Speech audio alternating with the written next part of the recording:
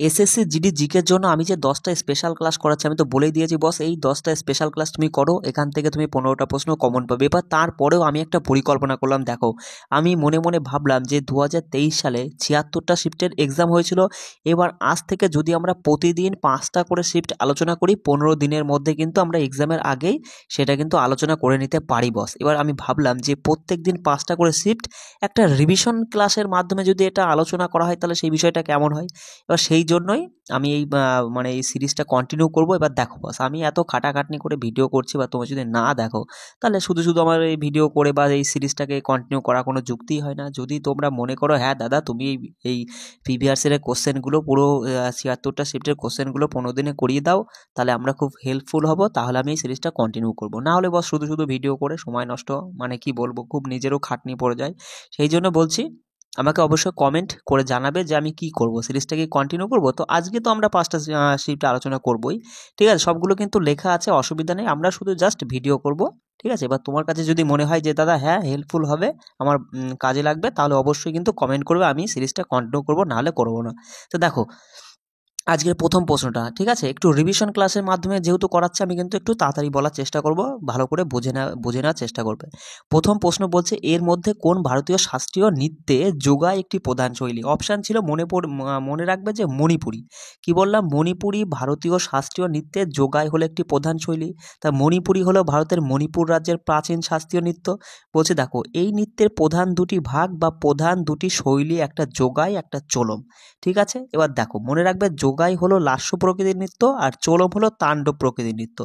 এই যে যোগাই আর চোলম, এই দুটো নৃত্য ছাড়াও মণিপুরের আরও বেশ কিছু গুরুত্বপূর্ণ নৃত্যশৈলী রয়েছে, যেমন লাই হারাওবা।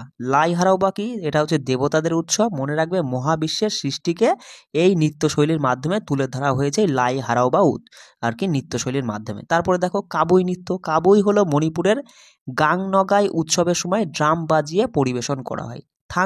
থাং বলে তো তরোয়াল, টা মানে বর্ষা, যুদ্ধের অসাধারণ কৌশল প্রদর্শন করে এই থাংটা নৃত্যশৈলীর মাধ্যমে। এটাও কিন্তু মনে রাখবে, এটা মণিপুরীদের ঐতিহ্যবাহী একটা মার্শাল আর্ট। বোঝা গেল? দ্বিতীয় কোশ্চেন কি বলছে, যে তপন কুমার পট্টনায়ক কোন নৃত্যকলায় সঙ্গীত নাটক একাডেমি পুরস্কার জিতেছিলেন? সঠিক উত্তর অপশন অনুযায়ী ছিল ছো।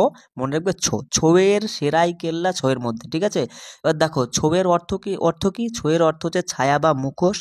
এই নৃত্যকলা পূর্ব ভারত মানে পশ্চিমবঙ্গ, উড়িষ্যা, ঝাড়খণ্ডে জনপ্রিয়, ঠিক আছে। এবার এই ছৌকে না 3টে ভাগে ভাগ করেছে, যেমন পশ্চিমবঙ্গের ছৌটা হচ্ছে পুরুলিয়া ছৌ নামে পরিচিত, আর উড়িষ্যার ছৌ হচ্ছে ময়ূরভঞ্জ ছৌ নামে পরিচিত, আর ঝাড়খণ্ডের ছৌটা হচ্ছে সেরাইকেল্লা ছৌ নামে পরিচিত। এবার তপন কুমার পট্টনায়ক তিনি 2018 সালে এই সেরাইকেল্লা ছৌয়ের জন্যই সঙ্গীত নাটক একাডেমি পুরস্কারটা পেয়েছিলেন।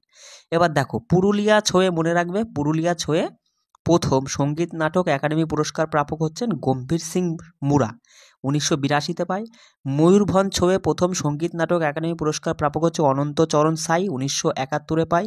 আর সেরাইকেল্লা ছৌয়ে হচ্ছে সঙ্গীত নাটক প্রথম আর কি সঙ্গীত নাটক একাডেমি পুরস্কার প্রাপক হচ্ছে সুধেন্দ্র নারায়ণ সিং, 1963-তে।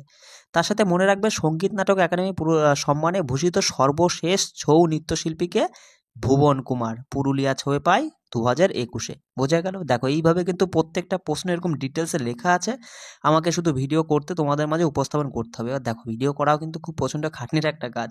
সেই জন্য আমি বলছি, যদি মনে করো দাদা সিরিজটা আমাদের ভালো লাগছে বা আমরা খুব উপকারী হব, অবশ্যই আমি সিরিজটা কন্টিনিউ করবো, না হলে নয়, ঠিক আছে। 3 নম্বর প্রশ্ন বলছে, কোন অক্ষাংশ রেখাটি দেশের জলবায়ুকে প্রভাবিত করে? দেখো অপশানে ছিল কি কর্কটক্রান্তি রেখা, যেটা আমাদের দেশের জলবায়ুকে প্রভাবিত করে। তাই কর্কটক্রান্তি রেখা মনে রাখবে, এটি বিষুব রেখার উত্তরে অবস্থিত। এটা হচ্ছে 23 ডিগ্রি 26 মিনিট 22 সেকেন্ড অক্ষাংশ বরাবর একটি কাল্পনিক রেখা। তা ভারতের মোট 8টি রাজ্যের মধ্যে দিয়ে গিয়েছে। সে রাজ্যগুলো হচ্ছে গুজরাট, রাজস্থান, মধ্যপ্রদেশ, ছত্তিশগড়, ঝাড়খণ্ড, পশ্চিমবঙ্গ, ত্রিপুরা, মিজোরাম। আমি খুব তাড়াতাড়ি বলার চেষ্টা করছি, কারণ যাতে তোমাদের সময়টাকে খুব কম ব্যবহার করা যায়, কারণ তোমরা তো আরও ম্যাথ, জিআই, ইংলিশ বা হিন্দি করছো, সেই জন্য আমি খুব তাড়াতাড়ি বলার চেষ্টা করছি। রিভিশন ক্লাস রিভিশনের মতো হবে, বুঝতে পারলে? অত আমি দাঁড়িয়ে দাঁড়িয়ে বোঝানোর মধ্যে যাব না, সেই জন্য আমি মানে তাড়াতাড়ি বলছি। মনে রাখবে এই কর্কটক্রান্তি রেখা মোট 17টি দেশের মধ্যেও এবং কিছু মানে বেশ কিছু জলাশয়ের মধ্যে দিয়ে গিয়েছে। তা মনে রাখবে 3টে মহাদেশ, এশিয়া, আফ্রিকা আর উত্তর আমেরিকা, এই 3টি মহাদেশের মধ্যে দিয়ে কর্কটক্রান্তি রেখাটা গিয়েছে। তাই 3টি মহাদেশের মধ্যে, যেমন এশিয়া মহাদেশের মধ্যে সৌদি আরব, সংযুক্ত আরব আমিরাত আর ওমান, ভারত, বাংলাদেশ, মায়ানমার, চীন এবং তাইওয়ানের মধ্যে দিয়ে গিয়েছে। আর আফ্রিকার মধ্যে হচ্ছে মিশর, লিবিয়া, নাইজার, আলজেরিয়া, মালি, পশ্চিম সাহারা এবং তোমার হচ্ছে মৌরিতানের মধ্যে দিয়ে গিয়েছে আর কি। আর উত্তর আমেরিকার মধ্যে দুটি দেশ, একটা হচ্ছে মেক্সিকো আর একটা বাহামাস, ঠিক আছে। এবার দেখো জলভাগের মধ্যে মনে রাখবে আটলান্টিক মহাসাগর, প্রশান্ত মহাসাগর, তাইওয়ান প্রণালী, লোহিত সাগর এবং মেক্সিকো উপসাগরের মধ্যে দিয়ে তোমার এই কর্কটক্রান্তি রেখাটা গিয়েছে। তারপর দেখো 4 নম্বর প্রশ্ন বলছে ভারতের প্রথম কবে সম্পূর্ণ সেন্সাস হয়েছিল, বলো। 1881 সালে। কি হবে? 1881 সালে ভারতের প্রথম সম্পূর্ণ সেন্সাস হয়েছিল, মনে রাখবে।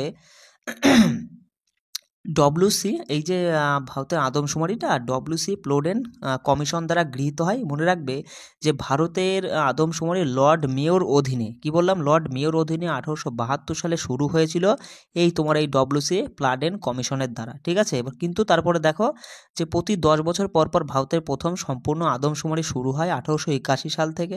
2011 সাল অবধি ভারতের আদমশুমারি মোট 15 বার পরিচালিত হয়েছে। তা পরবর্তী আদমশুমারি 2011 পর তো পরবর্তী 2021 হওয়ার কথা, 10 বছর পর পর হলে পরে। এবার দেখো কোভিড-19 মহামারীর কারণে এটা 24 সালে হওয়ার সম্ভাবনা আছে। বলছে দেখো হেনরি ওয়াল্টার ভারতীয় আদমশুমারির জনক হিসেবে পরিচিত, মনে রাখবে, ঠিক আছে। আর স্বাধীন ভারতের প্রথম আদমশুমারি 1951 সালে পরিচালিত হয়, যা ধারাবাহিক শৃঙ্খলার 7তম আদমশুমারি, ঠিক আছে। পরে প্রশ্ন বলছে নিম্নের কোন মৌর্য শাসকের সময়কালে কলিঙ্গ যুদ্ধ হয়েছিল? অশোকের সময় কলিঙ্গ যুদ্ধ হয়েছিল।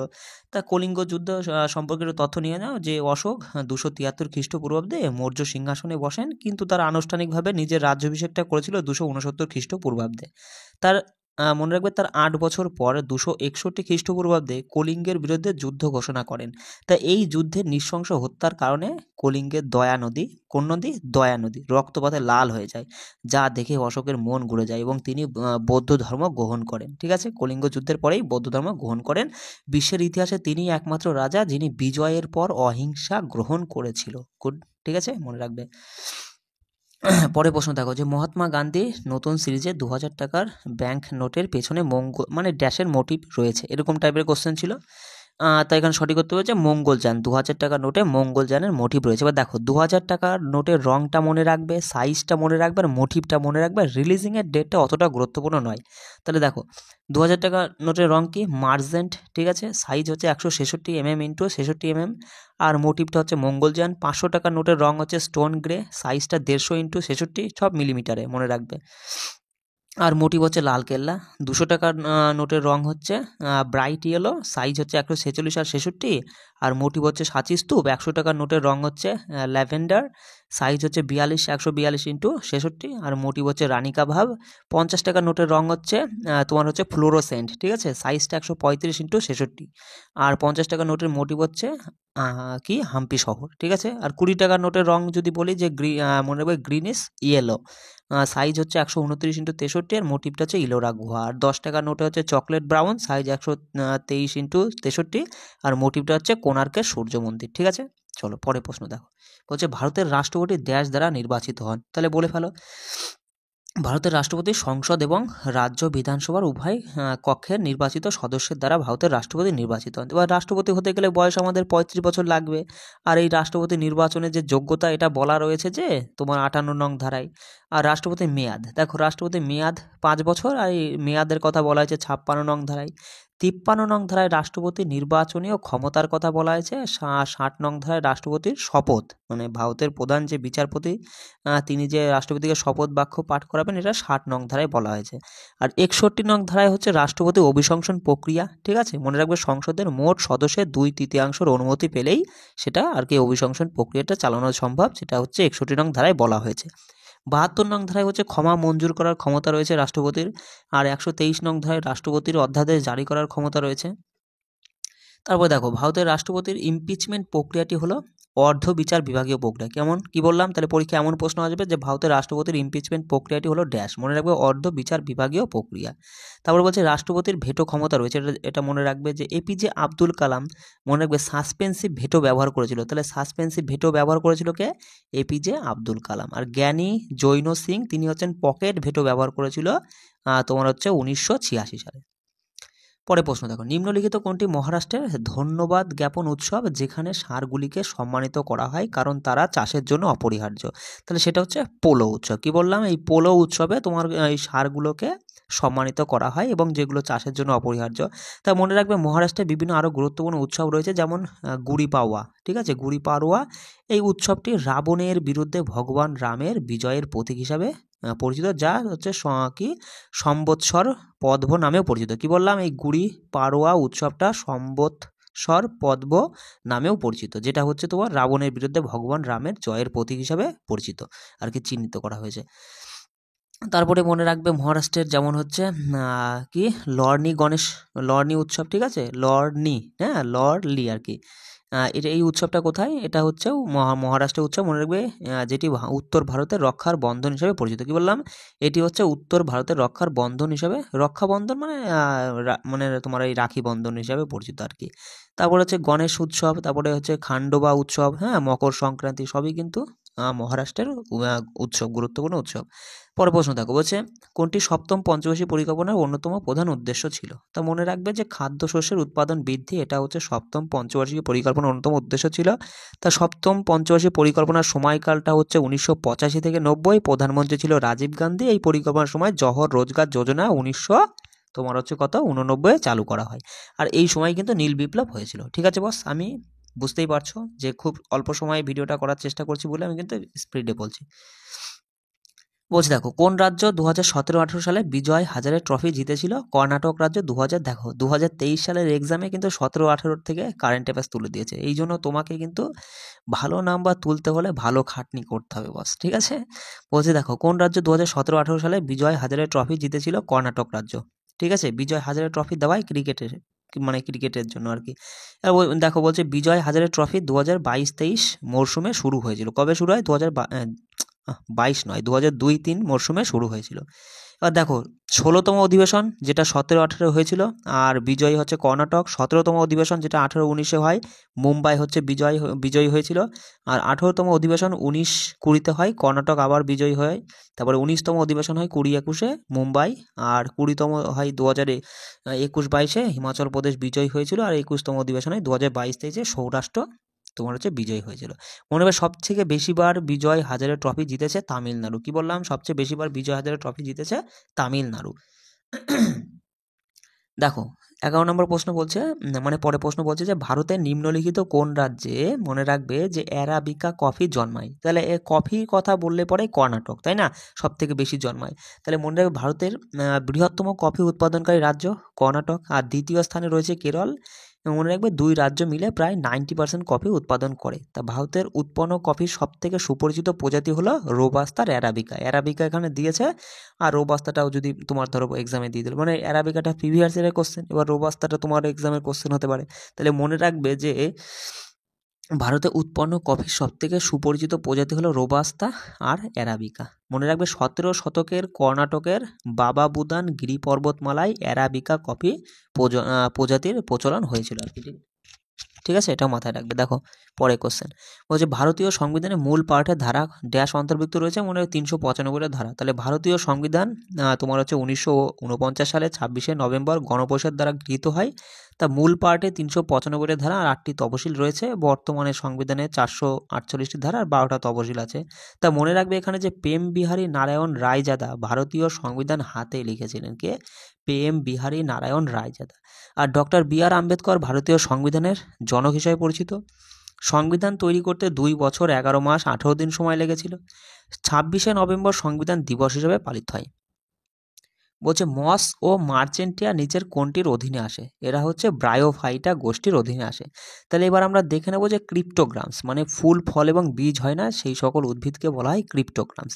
ক্রিপ্টোগ্রামসের মধ্যে রয়েছে থ্যালোফাইটার মধ্যে দেখবা যারা হচ্ছে ক্লোরোফিল যুক্ত, যেমন শৈবালের মধ্যে রয়েছে স্পাইরোগাইরা, ভলভক্স, ক্লামাইডোমোনাস, ঠিক আছে। ছত্রাকের মধ্যে ছত্রাক হচ্ছে কি ক্লোরোফিল বিহীন, যেমন মিউকর, পেনিসেলিয়াম, অ্যাগারিকাস। আর ব্রায়োফাইটা মাঝখানেরটা দেখো আর কি, ব্রায়োফাইটা হচ্ছে মস জাতীয় উদ্ভিদ, ঠিক আছে। কাণ্ড পাতা মূল থাকে না, এটা মাথায় রাখবে যে ব্রায়োফাইটাদের কাণ্ড পাতা মূল থাকে না, মূলের পরিবর্তে কি থাকে, রাইজয়েড থাকে, ঠিক আছে। যেমন হচ্ছে রিক্সিয়া, তারপর হচ্ছে পোগোনেটা, মার্চেন্টিয়া। তাহলে এরা সবাই ব্রায়োফাইটার মধ্যে পড়ছে। দেখেছো আজকে মানে অপশন, আজকে প্রশ্নটা কি মার্চেন্টেনা, এটা চলে আসে। তোমার পরীক্ষায় ধরো মার্চেন্টেনা না দিয়ে বললো যে রিক্সিয়া নিচের কোনটির অধীনে আসে, ব্রায়োফাইটার অধীনে আসে, ঠিক আছে, মাথায় রাখবে।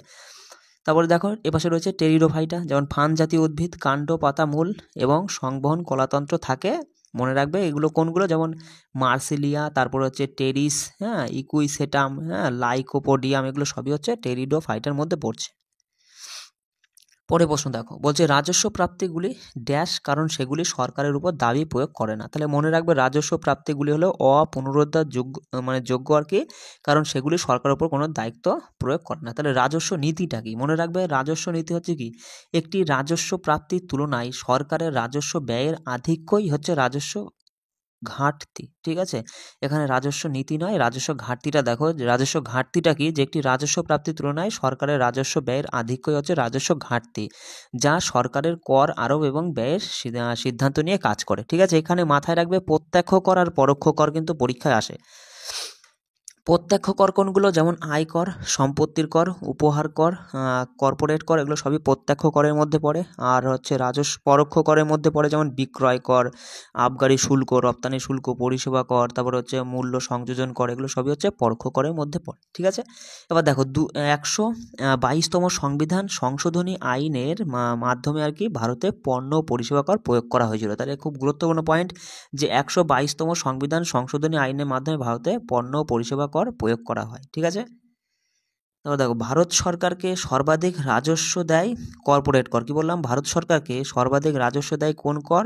কর্পোরেট কর। 2019-20 বাজেট অনুযায়ী উপার্জিত প্রতি টাকাতে 21 পয়সা অবদান রেখেছিল এই তোমার হচ্ছে কর্পোরেট কর। তারপরে দেখো আর কিছু তথ্য, যে মূলধন উপার্জন কর, এক বছর মূলধন উপার্জন করটা কি, যে এক বছরে মূলধন সম্পদ বিক্রয় থেকে লাভের উপর কর, সেটা হচ্ছে মূলধন উপার্জন কর। আর মনে রাখবে প্রগতিশীল কর হলো একটি কর ব্যবস্থা যা নিম্ন আয়ের তুলনায় উচ্চ আয়ের লোকদের কাছ থেকে আয়ের একটি বড় অংশ গ্রহণ করে, সেটা হচ্ছে প্রগতিশীল কর। তাহলে পরীক্ষায় প্রশ্ন হবে এই রকম, যে ড্যাশ হলো একটি কর ব্যবস্থা যা নিম্ন আয়ের তুলনায় উচ্চ আয়ের লোকেদের কাছ থেকে আয়ের একটি বড় অংশ সংগ্রহ করে, সেটা হচ্ছে প্রগতিশীল কর। ঠিক আছে, দেখো পরে প্রশ্ন বলছে জীবাশ্ম জ্বালানি পোড়ানোর ফলে সৃষ্ট দূষণ কমানোর উপায় চিহ্নিত করো। তাহলে এখানে মনে রাখবে যে জীবাশ্ম জ্বালানি পোড়ানোর ফলে সৃষ্ট দূষণ কমানোর উপায় হলো দহন প্রক্রিয়ার দক্ষতা বৃদ্ধি করে। একদম ঠিক, তাই না? যেখানে ধরো কোনো এক জায়গা তুমি ধরো কোনো কিছু নোংরা আবর্জনা পোড়াবে, এবার সেগুলো কি যদি ধোয়া হয়ে পড়ে তাহলে কি হবে, দূষণটা বাড়বে। এবার যদি দহন প্রক্রিয়াটা মানে আগুনটা তুমি যদি তেলমেল ছিটিয়ে যদি দহন প্রক্রিয়াটা দক্ষ করে দাও, মানে বৃদ্ধি করে দাও, তাহলে ধপ করে পুরো শেষ হয়ে যাবে, ধোঁয়াটাও কম হবে, মানে দূষণটাও কম হবে। সেই প্রশ্নটাই এখানে জানতে চেয়েছে। তা দহন কি? দহন হচ্ছে যে প্রক্রিয়ায় কোনো পদার্থ অক্সিজেনের সাথে বিক্রিয়া করে জল ও তাপ উৎপন্ন করে, সেটাই হচ্ছে তোমার দহন। ঠিক আছে, দহন হচ্ছে তাপমোচী প্রক্রিয়া। মনে রাখবে দহন প্রক্রিয়ায় যে পদার্থ পোড়ানো হয় তাই হলো জ্বালানি। ঠিক আছে, জীবাশ্ম জ্বালানি কি? জীবাশ্ম জ্বালানি তো জানোই যে লক্ষ লক্ষ বছর আগে জীবিত প্রাণীর মৃত দেহাবশেষ আর কি থেকে গঠিত হয়, যেমন কয়লা, পেট্রোলিয়াম, প্রাকৃতিক গ্যাস, সবই হচ্ছে তোমার এই জীবাশ্ম জ্বালানির মধ্যে পড়ছে। পরে প্রশ্ন দেখো, বলছে জরুরি অবস্থার সময় কোন মৌলিক অধিকার স্থগিত করা যায় না? সেটা হচ্ছে ধারা 20-21। ঠিক আছে, অপশনে কি ছিল, যে ধারা 20-21 এটা হচ্ছে জরুরি অবস্থার সময় মৌলিক অধিকার স্থগিত করা যায় না। তাহলে 20 ধারায় কি বলা হয়েছে, যে অপরাধে দোষী সাব্যস্ত ব্যক্তির সুরক্ষার বিষয়ে আলোচনা করার কথা বলা হয়েছে। আর 21 নং ধারায় হচ্ছে 6 থেকে 14 বছর শিশুদের বাধ্যতামূলক শিক্ষার কথা বলা হয়েছে, যেটা 2002 সালে 86তম সংবিধান সংশোধনীর মাধ্যমে কার্যকর করা হয়েছিল। ঠিক আছে, পরে প্রশ্ন দেখো, বলছে কে প্রথম ভারতীয় যিনি 1958 সালে ডোভার থেকে ক্যালাইস পর্যন্ত ইংলিশ চ্যানেল জয় করেছিল এবং 1966 সালে এক ক্যালেন্ডারে বছরে 5টি মহাদেশের তোমার হচ্ছে সমুদ্রে সাঁতার কাটা একমাত্র ব্যক্তি ছিল, তিনি হচ্ছে মিহির সেন। মনে রাখবে যে প্রথম ভারতীয় মহিলা ইংলিশ চ্যানেল অতিক্রমকারী সাঁতারু হচ্ছেন আরতি সাহা। কত সালে? 1959 সালে তিনি আর কি অতিক্রম করেছিল। ঠিক আছে, তারপরে মনে রাখবে অক্সিজেন সিলিন্ডার ছাড়া মাউন্ট এভারেস্ট আরোহণকারী ব্যক্তিকে ছিল সৌরপা ফু দর্জি। কি বললাম, সৌরপা ফু দর্জি, যিনি হচ্ছেন অক্সিজেন সিলিন্ডার ছাড়াই মাউন্ট এভারেস্ট আরোহণকারী। দক্ষিণ মেরু বিজয়ী প্রথম কে ছিল বলো? দক্ষিণ মেরু বিজয়ী হচ্ছে JK বাজাজ। আর উত্তর মেরু বিজয়ী হচ্ছে জগন্নাথন। আর হচ্ছে আন্টার্কটিকা বিজয়ী প্রথম রামচরণ 1960। ঠিক আছে, এটা মাথায় রাখবে।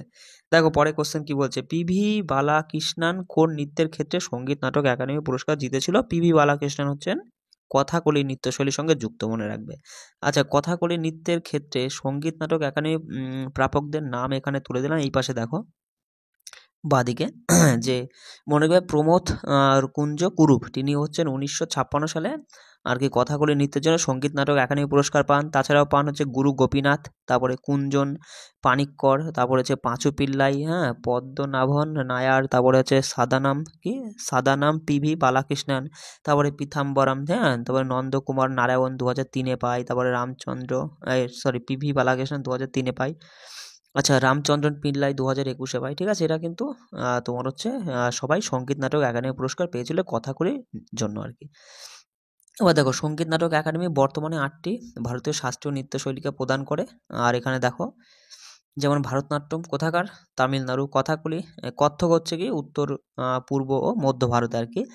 আর হচ্ছে কথাকলি কেরল, কুচিপুড়ি অন্ধ্রপ্রদেশ, ওড়িশি উড়িষ্যা, আর মণিপুরি মণিপুর, মোহিনীঅট্টম কেরল, আর এদিকে হচ্ছে সাত্রিয়া হচ্ছে আসাম। মাথায় রাখবে। বলছে ব্যাডমিন্টনে প্রতি খেলায় কত পয়েন্ট নিয়ে গঠিত? 21 পয়েন্ট নিয়ে গঠিত। প্রতি দলে একজন বা দুজন করে খেলোয়াড় থাকে।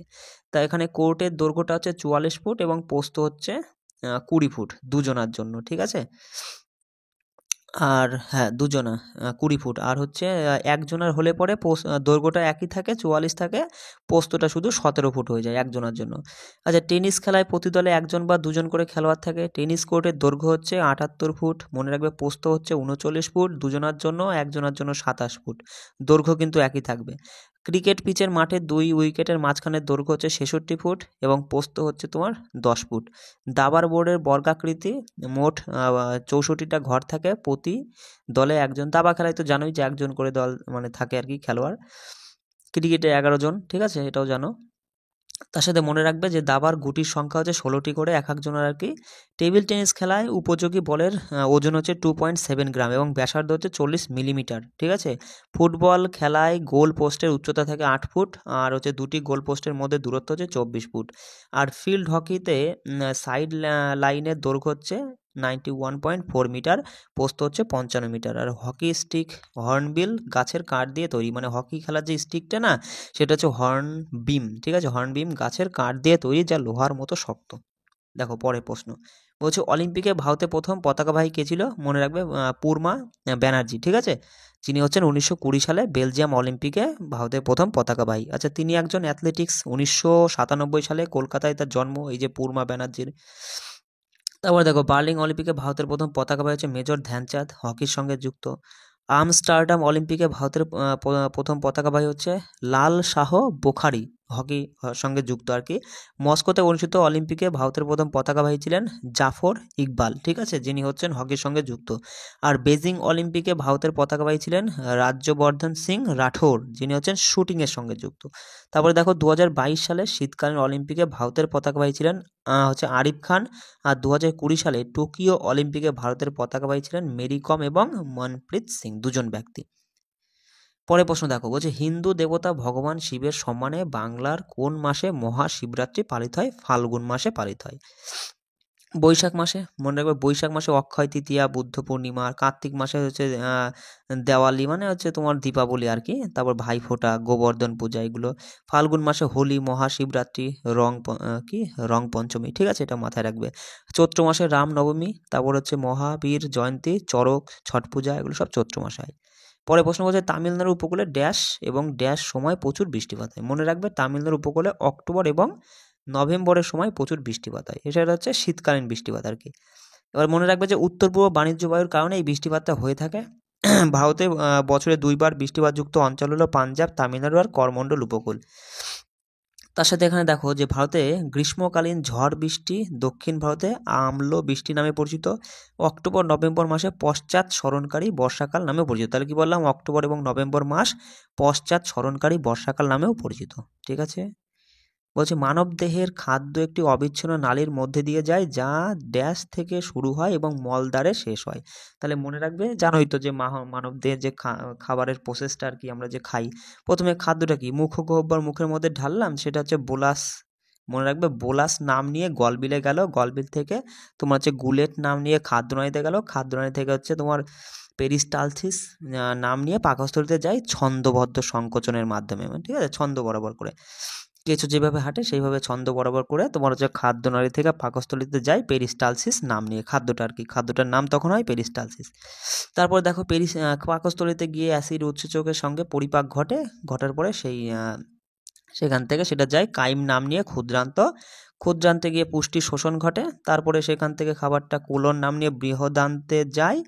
বৃহদান্তে জল এবং ইলেকট্রোলাইট শোষিত হওয়ার পরে যে কঠিন বজ্র পদার্থটা কঠিন মলটা থাকে সেটা মলদ্বারে গিয়ে জমা হয় এবং তারপর বাইরে। আচ্ছা, পরে প্রশ্ন দেখো, বলছে কোন মামলাটি ফৌজদারি আইনের মামলা নয়? তাহলে মনে রাখবে বিবাহ বিচ্ছেদের মামলা এটা কোনো ফৌজদারি আইনের মামলা নয়। তাহলে ফৌজদারি মামলা হচ্ছে কি, যেগুলি মানুষের সম্পত্তি, স্বাস্থ্য, নিরাপত্তা এবং কল্যাণকে ক্ষতি করে এমন অপরাধের বিরুদ্ধে মামলা করে, সেটাই হচ্ছে ফৌজদারি মামলা। যেমন ডাকাতি, যৌন নিপীড়ন, তারপরে সাইবার অপরাধ, তহবিল তছরূপ আর কি, তারপরে হত্যা, যৌতুক চুরি, এগুলো সবই ফৌজদারির মধ্যে পড়ছে। আর বিবাহ বিচ্ছেদের মামলা সাধারণত দেওয়ানি আইনের আওতায় পড়ে। তো এখানে মনে হবে দেওয়ানি আইন হলো কি, দেওয়ানি আইন যা সমাজে পৃথক সদস্যদের অধিকার রক্ষা করে এবং তোমার হচ্ছে বিরোধের আইন প্রতিকার প্রদান করে আর কি, যেমন সম্পত্তি বিভাজন, সন্তানের হেফাজত, ভরণ পোষণ ইত্যাদি আর কি। দেখো পরে প্রশ্ন বলছে 2011 সালে আদমশুমারি অনুসারে ভারতের সর্বাধিক মহিলা সাক্ষরতা হার রয়েছে কোন রাজ্যে? বলে ফেলো, কেরল রাজ্যে, তোমার 92.1%।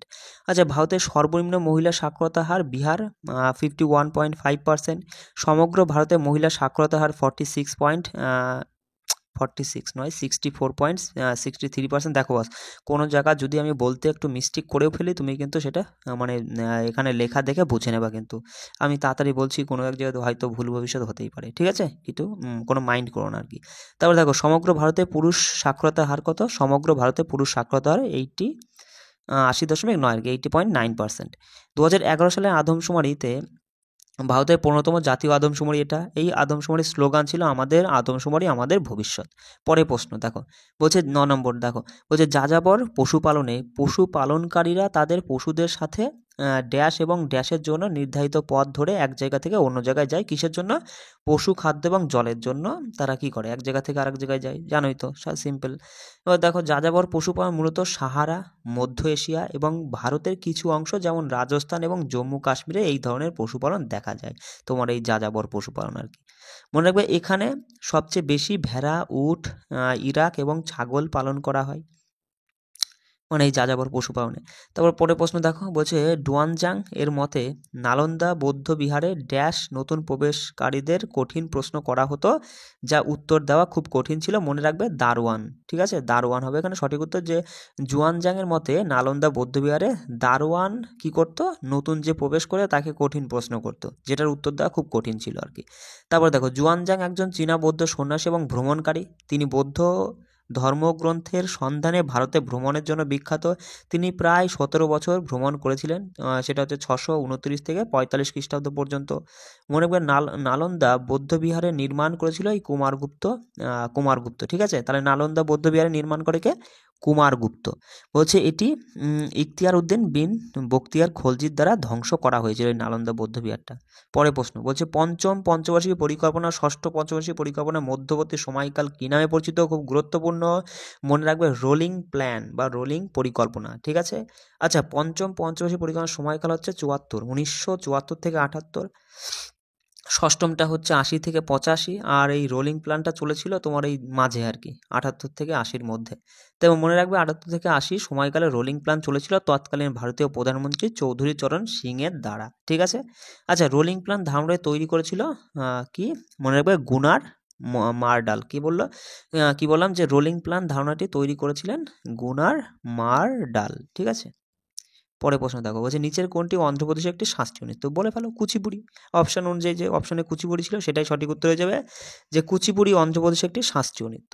এবার দেখো হিন্দু দেবতা কৃষ্ণের পুজো করার উপায় হিসাবে তৈরি করা হয়েছিল তোমার এই নৃত্যটা, ঠিক আছে? এবার দেখো মনে রাখবে যে কুচিপুড়ির মৃদঙ্গম, করতাল, বীণা, বাঁশি, তম্বুরা আর এইগুলো হচ্ছে কি কুচিপুড়ির ঐতিহ্যবাহী বাদ্যযন্ত্র, ঠিক আছে? তারপরে বলছে দেখো কুচিপুড়ির নৃত্য শিল্পীদের মধ্যে যেমন পদ্মাজা রেড্ডি, ঠিক আছে, 2022 সালে পদ্মশ্রী পুরস্কার পেয়েছিলেন, হায়দ্রাবাদের বাসিন্দা এবং সঙ্গীত নাটক একাডেমি পুরস্কার পান।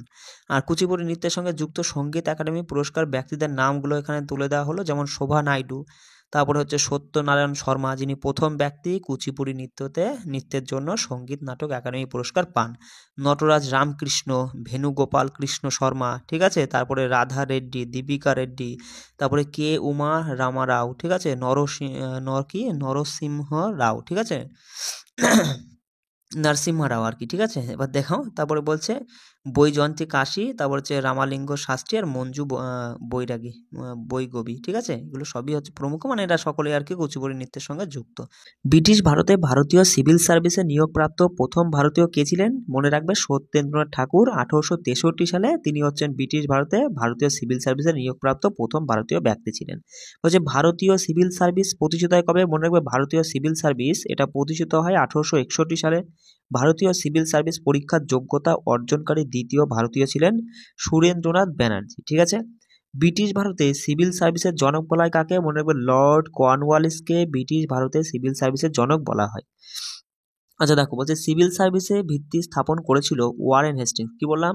সিভিল সার্ভিসের জনক বলা হয় লর্ড কর্নওয়ালিসকে, আর সিভিল সার্ভিসের ভিত্তি স্থাপন করেছিল ওয়ারেন হেস্টিংস। মনে রাখবে সিভিল সার্ভিস কমিশন গঠিত হয় 1854 সালে, কিন্তু প্রতিযোগিতামূলক পরীক্ষা শুরু হয় 1855 সালে। আর সর্বনিম্ন বয়স হচ্ছে কত? মানে এই পরীক্ষায় বসতে গেলে সর্বনিম্ন বয়স হচ্ছে 18 বছর, আর সর্বোচ্চ বয়স হচ্ছে 23 বছর। পরে প্রশ্ন দেখো, বলছে মহাত্মা গান্ধী নতুন সিরিজে 50 টাকার নোটের রংটা কি? সেটা হচ্ছে ফ্লোরোসেন্ট নীল। আমরা তো দেখলামই টাকাগুলো সম্পর্কে যে তথ্যগুলো আমরা একবারে দেখে এসেছি। তারপরে দেখো, বলছে জিডিপিতে অর্থনীতির প্রত্যেকটি সেক্টরে অবদানকে ড্যাশ বলা হয়। মনে রাখবে জিডিপিতে অর্থনীতির প্রতিটি সেক্টরের অবদানকে কাঠামোগত গঠন বলা হয়ে থাকে। জিডিপি বলে তো গ্রস ডোমেস্টিক প্রোডাক্ট। জিডিপি মানে সূত্রটা দেখো, জিডিপি বলে তো জিডিপি সমান মনে রাখবে খরচ যোগ বিনিয়োগ যোগ সরকারি ব্যয় যোগ নিট রপ্তানি, ঠিক আছে। নিট রপ্তানির মধ্যে কিন্তু তোমার হচ্ছে আমদানি আর রপ্তানিটা রয়েছে আর কি, মনে রাখবে। আচ্ছা, 2023 সালে ভারতের জিডিপি 3.75 ট্রিলিয়ন মার্কিন ডলার হয়েছে। অর্থমন্ত্রী জানান যে এটি বিশ্বের পঞ্চম সবথেকে বড় অর্থনীতি, ঠিক আছে। বলছে আরবিআই অনুযায়ী 2022-23-এ ভারতের জিডিপি 7.2% হারে বৃদ্ধি পেয়েছে। আর আন্তর্জাতিক মুদ্রা তহবিল অনুযায়ী 2022-23-এ জিডিপি, ভারতের জিডিপি হচ্ছে 7.4% হারে বৃদ্ধি পেয়েছে। আর এসবিআই অনুযায়ী মনে রাখবে 2022-23-এ তোমার হচ্ছে ভারতের জিডিপির পরিমাণ হচ্ছে 7.5% বৃদ্ধি পেয়েছে, ঠিক আছে। পরের প্রশ্ন বলছে ভারতীয় সংবিধানে কোন ধারায় জীবন ও ব্যক্তিগত স্বাধীনতা সুরক্ষার কথা বলা হয়েছে? মনে রাখবে 21 নং ধারায় তোমার হচ্ছে জীবন ও ব্যক্তিগত স্বাধীনতা সুরক্ষার কথা বলা হয়েছে। আচ্ছা, 20 নং বলছে কি? 20 নং বলছে অপরাধের জন্য দোষী সাব্যস্ত হবার ক্ষেত্রে সুরক্ষার কথা। 21-এর এতে 6 থেকে 14 বছরের শিশুদের বাধ্যতামূলক শিক্ষার কথা বলা হচ্ছে। 22 নং ধারায় কিছু ক্ষেত্রে গ্রেপ্তার এবং আটকের বিরুদ্ধে সুরক্ষার কথা বলা হয়েছে। আর 23 নং এ তোমার যে জোর করে কাজ করানো যাবে না সেই বিষয় রয়েছে। আর 24 নং ধারায় হচ্ছে 14 বছরের কম বয়সী শিশুদের শ্রমিকের কাজে নিয়োগ করা যাবে না, এটা বলা হয়েছে। দেখো, পরের প্রশ্ন বলছে একটি জারণ বিজন বিক্রিয়া শনাক্ত করুন।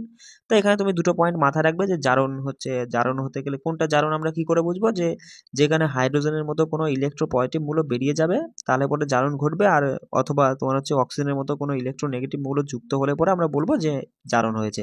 আর বিজরণটা হচ্ছে যে হাইড্রোজেনের মতো কোনো পজিটিভ মৌল যদি যুক্ত হয়, আর অথবা যদি অক্সিজেনের মতো কোনো ইলেকট্রোনেগেটিভ মৌল বেরিয়ে যায় তাহলে আমরা বলবো যে বিজারণ হয়েছে। এই বিষয়টা একটু বোঝানোর বিষয়, আমি এখন অত ডিটেলসে যাচ্ছি না, ঠিক আছে। পরে কোশ্চেন দেখো, বলছে ভারতীয় সংবিধানে অস্পষ্টতা বিলুপ্তির বিধানটি কত নং ধারায় বর্ণিত? বলে ফেলো, 17 নং ধারায় বর্ণিত, মাথায় রাখবে। আচ্ছা দেখো, ভারতীয় সংসদ 1955 সালে অস্পৃশ্যতার আইনটি পাশ করেছিল। কত সালে? 1955 সালে। মহাত্মা গান্ধী কি জয়, এই যে স্লোগানটা, এই স্লোগান দিয়ে সংবিধানের 17 নং ধারা গৃহীত হয়েছিল। মনে রাখবে এটি মৌলিক অধিকারের একটি অংশ, সাম্যের অধিকার। কি বললাম?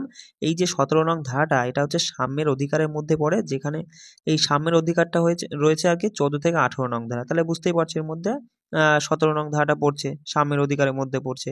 আর এই সাম্যের অধিকারের মধ্যে দেখো 14 থেকে 18 নং ধারা, যেখানে 14তে বলা হয়েছে যে আইনের চোখে সবাই সমান। 15তে বলা হয়েছে ধর্ম, জাতি, লিঙ্গ দ্বারা ভেদাভেদ করা যাবে না। 16তে বলা হয়েছে চাকরির ক্ষেত্রে সবার সমান সুযোগ দিতে হবে। 18তে বলা হয়েছে, 17তে দেখলাম অস্পৃশ্যতা দূরীকরণ, আর 18তে বলা হয়েছে উপাধি রদের কথা বলা হয়েছে। দেখো, বলছে রেডিও সম্প্রচার ভারতে 1923 সালে কোন ক্লাব দ্বারা শুরু হয়েছিল? তা মনে রাখবে যে রেডিও ক্লাব অফ বোম্বের দ্বারা শুরু হয়েছিল রেডিও সম্প্রচার, যেটা 1923 সালের কথা বলা হচ্ছে। এখানে মনে রাখবে রেডিও ক্লাব অফ বোম্বে, এটি মনে রাখবে gymnasium, tennis court, squash court এবং সুইমিং পুলের জন্য সুপরিচিত। তারপরে মনে রাখবে লয়েন্স ক্লাব অফ বোম্বে, এটা বিশ্বব্যাপী অলাভজনক সংস্থা যা তার জনহিতকর কার্যকলাপ এবং সম্প্রদায় পরিষেবার জন্য সুপরিচিত। এখানে পরীক্ষায় প্রশ্ন কিন্তু এমন আসতেই পারে বস, যে নিম্নের কোন ক্লাবটি বিশ্বব্যাপী অলাভজনক সংস্থা যা তার জনহিতকর কার্যকলাপ এবং সম্প্রদায় পরিষেবার জন্য পরিচিত, সেটা হচ্ছে লায়ন্স ক্লাব অফ বোম্বে। ঠিক আছে, তারপরেরটা দেখো, বলছে রোটারি ক্লাব অফ বোম্বে, এটা হচ্ছে রোটারি ক্লাব অফ বোম্বে, যার লক্ষ্য ছিল মানবিক পরিষেবা প্রদান, মানে সদিচ্ছা প্রচার করা এবং শান্তি ও বোঝাপড়া গড়ে তোলা। তারপর রোটারঅ্যাক্ট ক্লাব অফ বোম্বে, এটা হচ্ছে 18 থেকে 30 বছর বয়সী তরুণ প্রাপ্ত বয়স্কদের ব্যক্তিগত বিকাশ, নেতৃত্ব এবং সম্প্রদায় পরিষেবার সুযোগ প্রদানের কথা বলা হয়েছে এই তোমার রোটারঅ্যাক্ট ক্লাব অফ বোম্বেতে। চলে আসি পরের প্রশ্নে, বলছে 2018 সালে ভারতনাট্যম সঙ্গীত নাটক একাডেমি পুরস্কার কে জিতেছিল? মনে রাখবে রাধা শ্রীধর 2018 সালে ভারতনাট্যমে সঙ্গীত নাটক একাডেমি পুরস্কার জিতেছিলেন।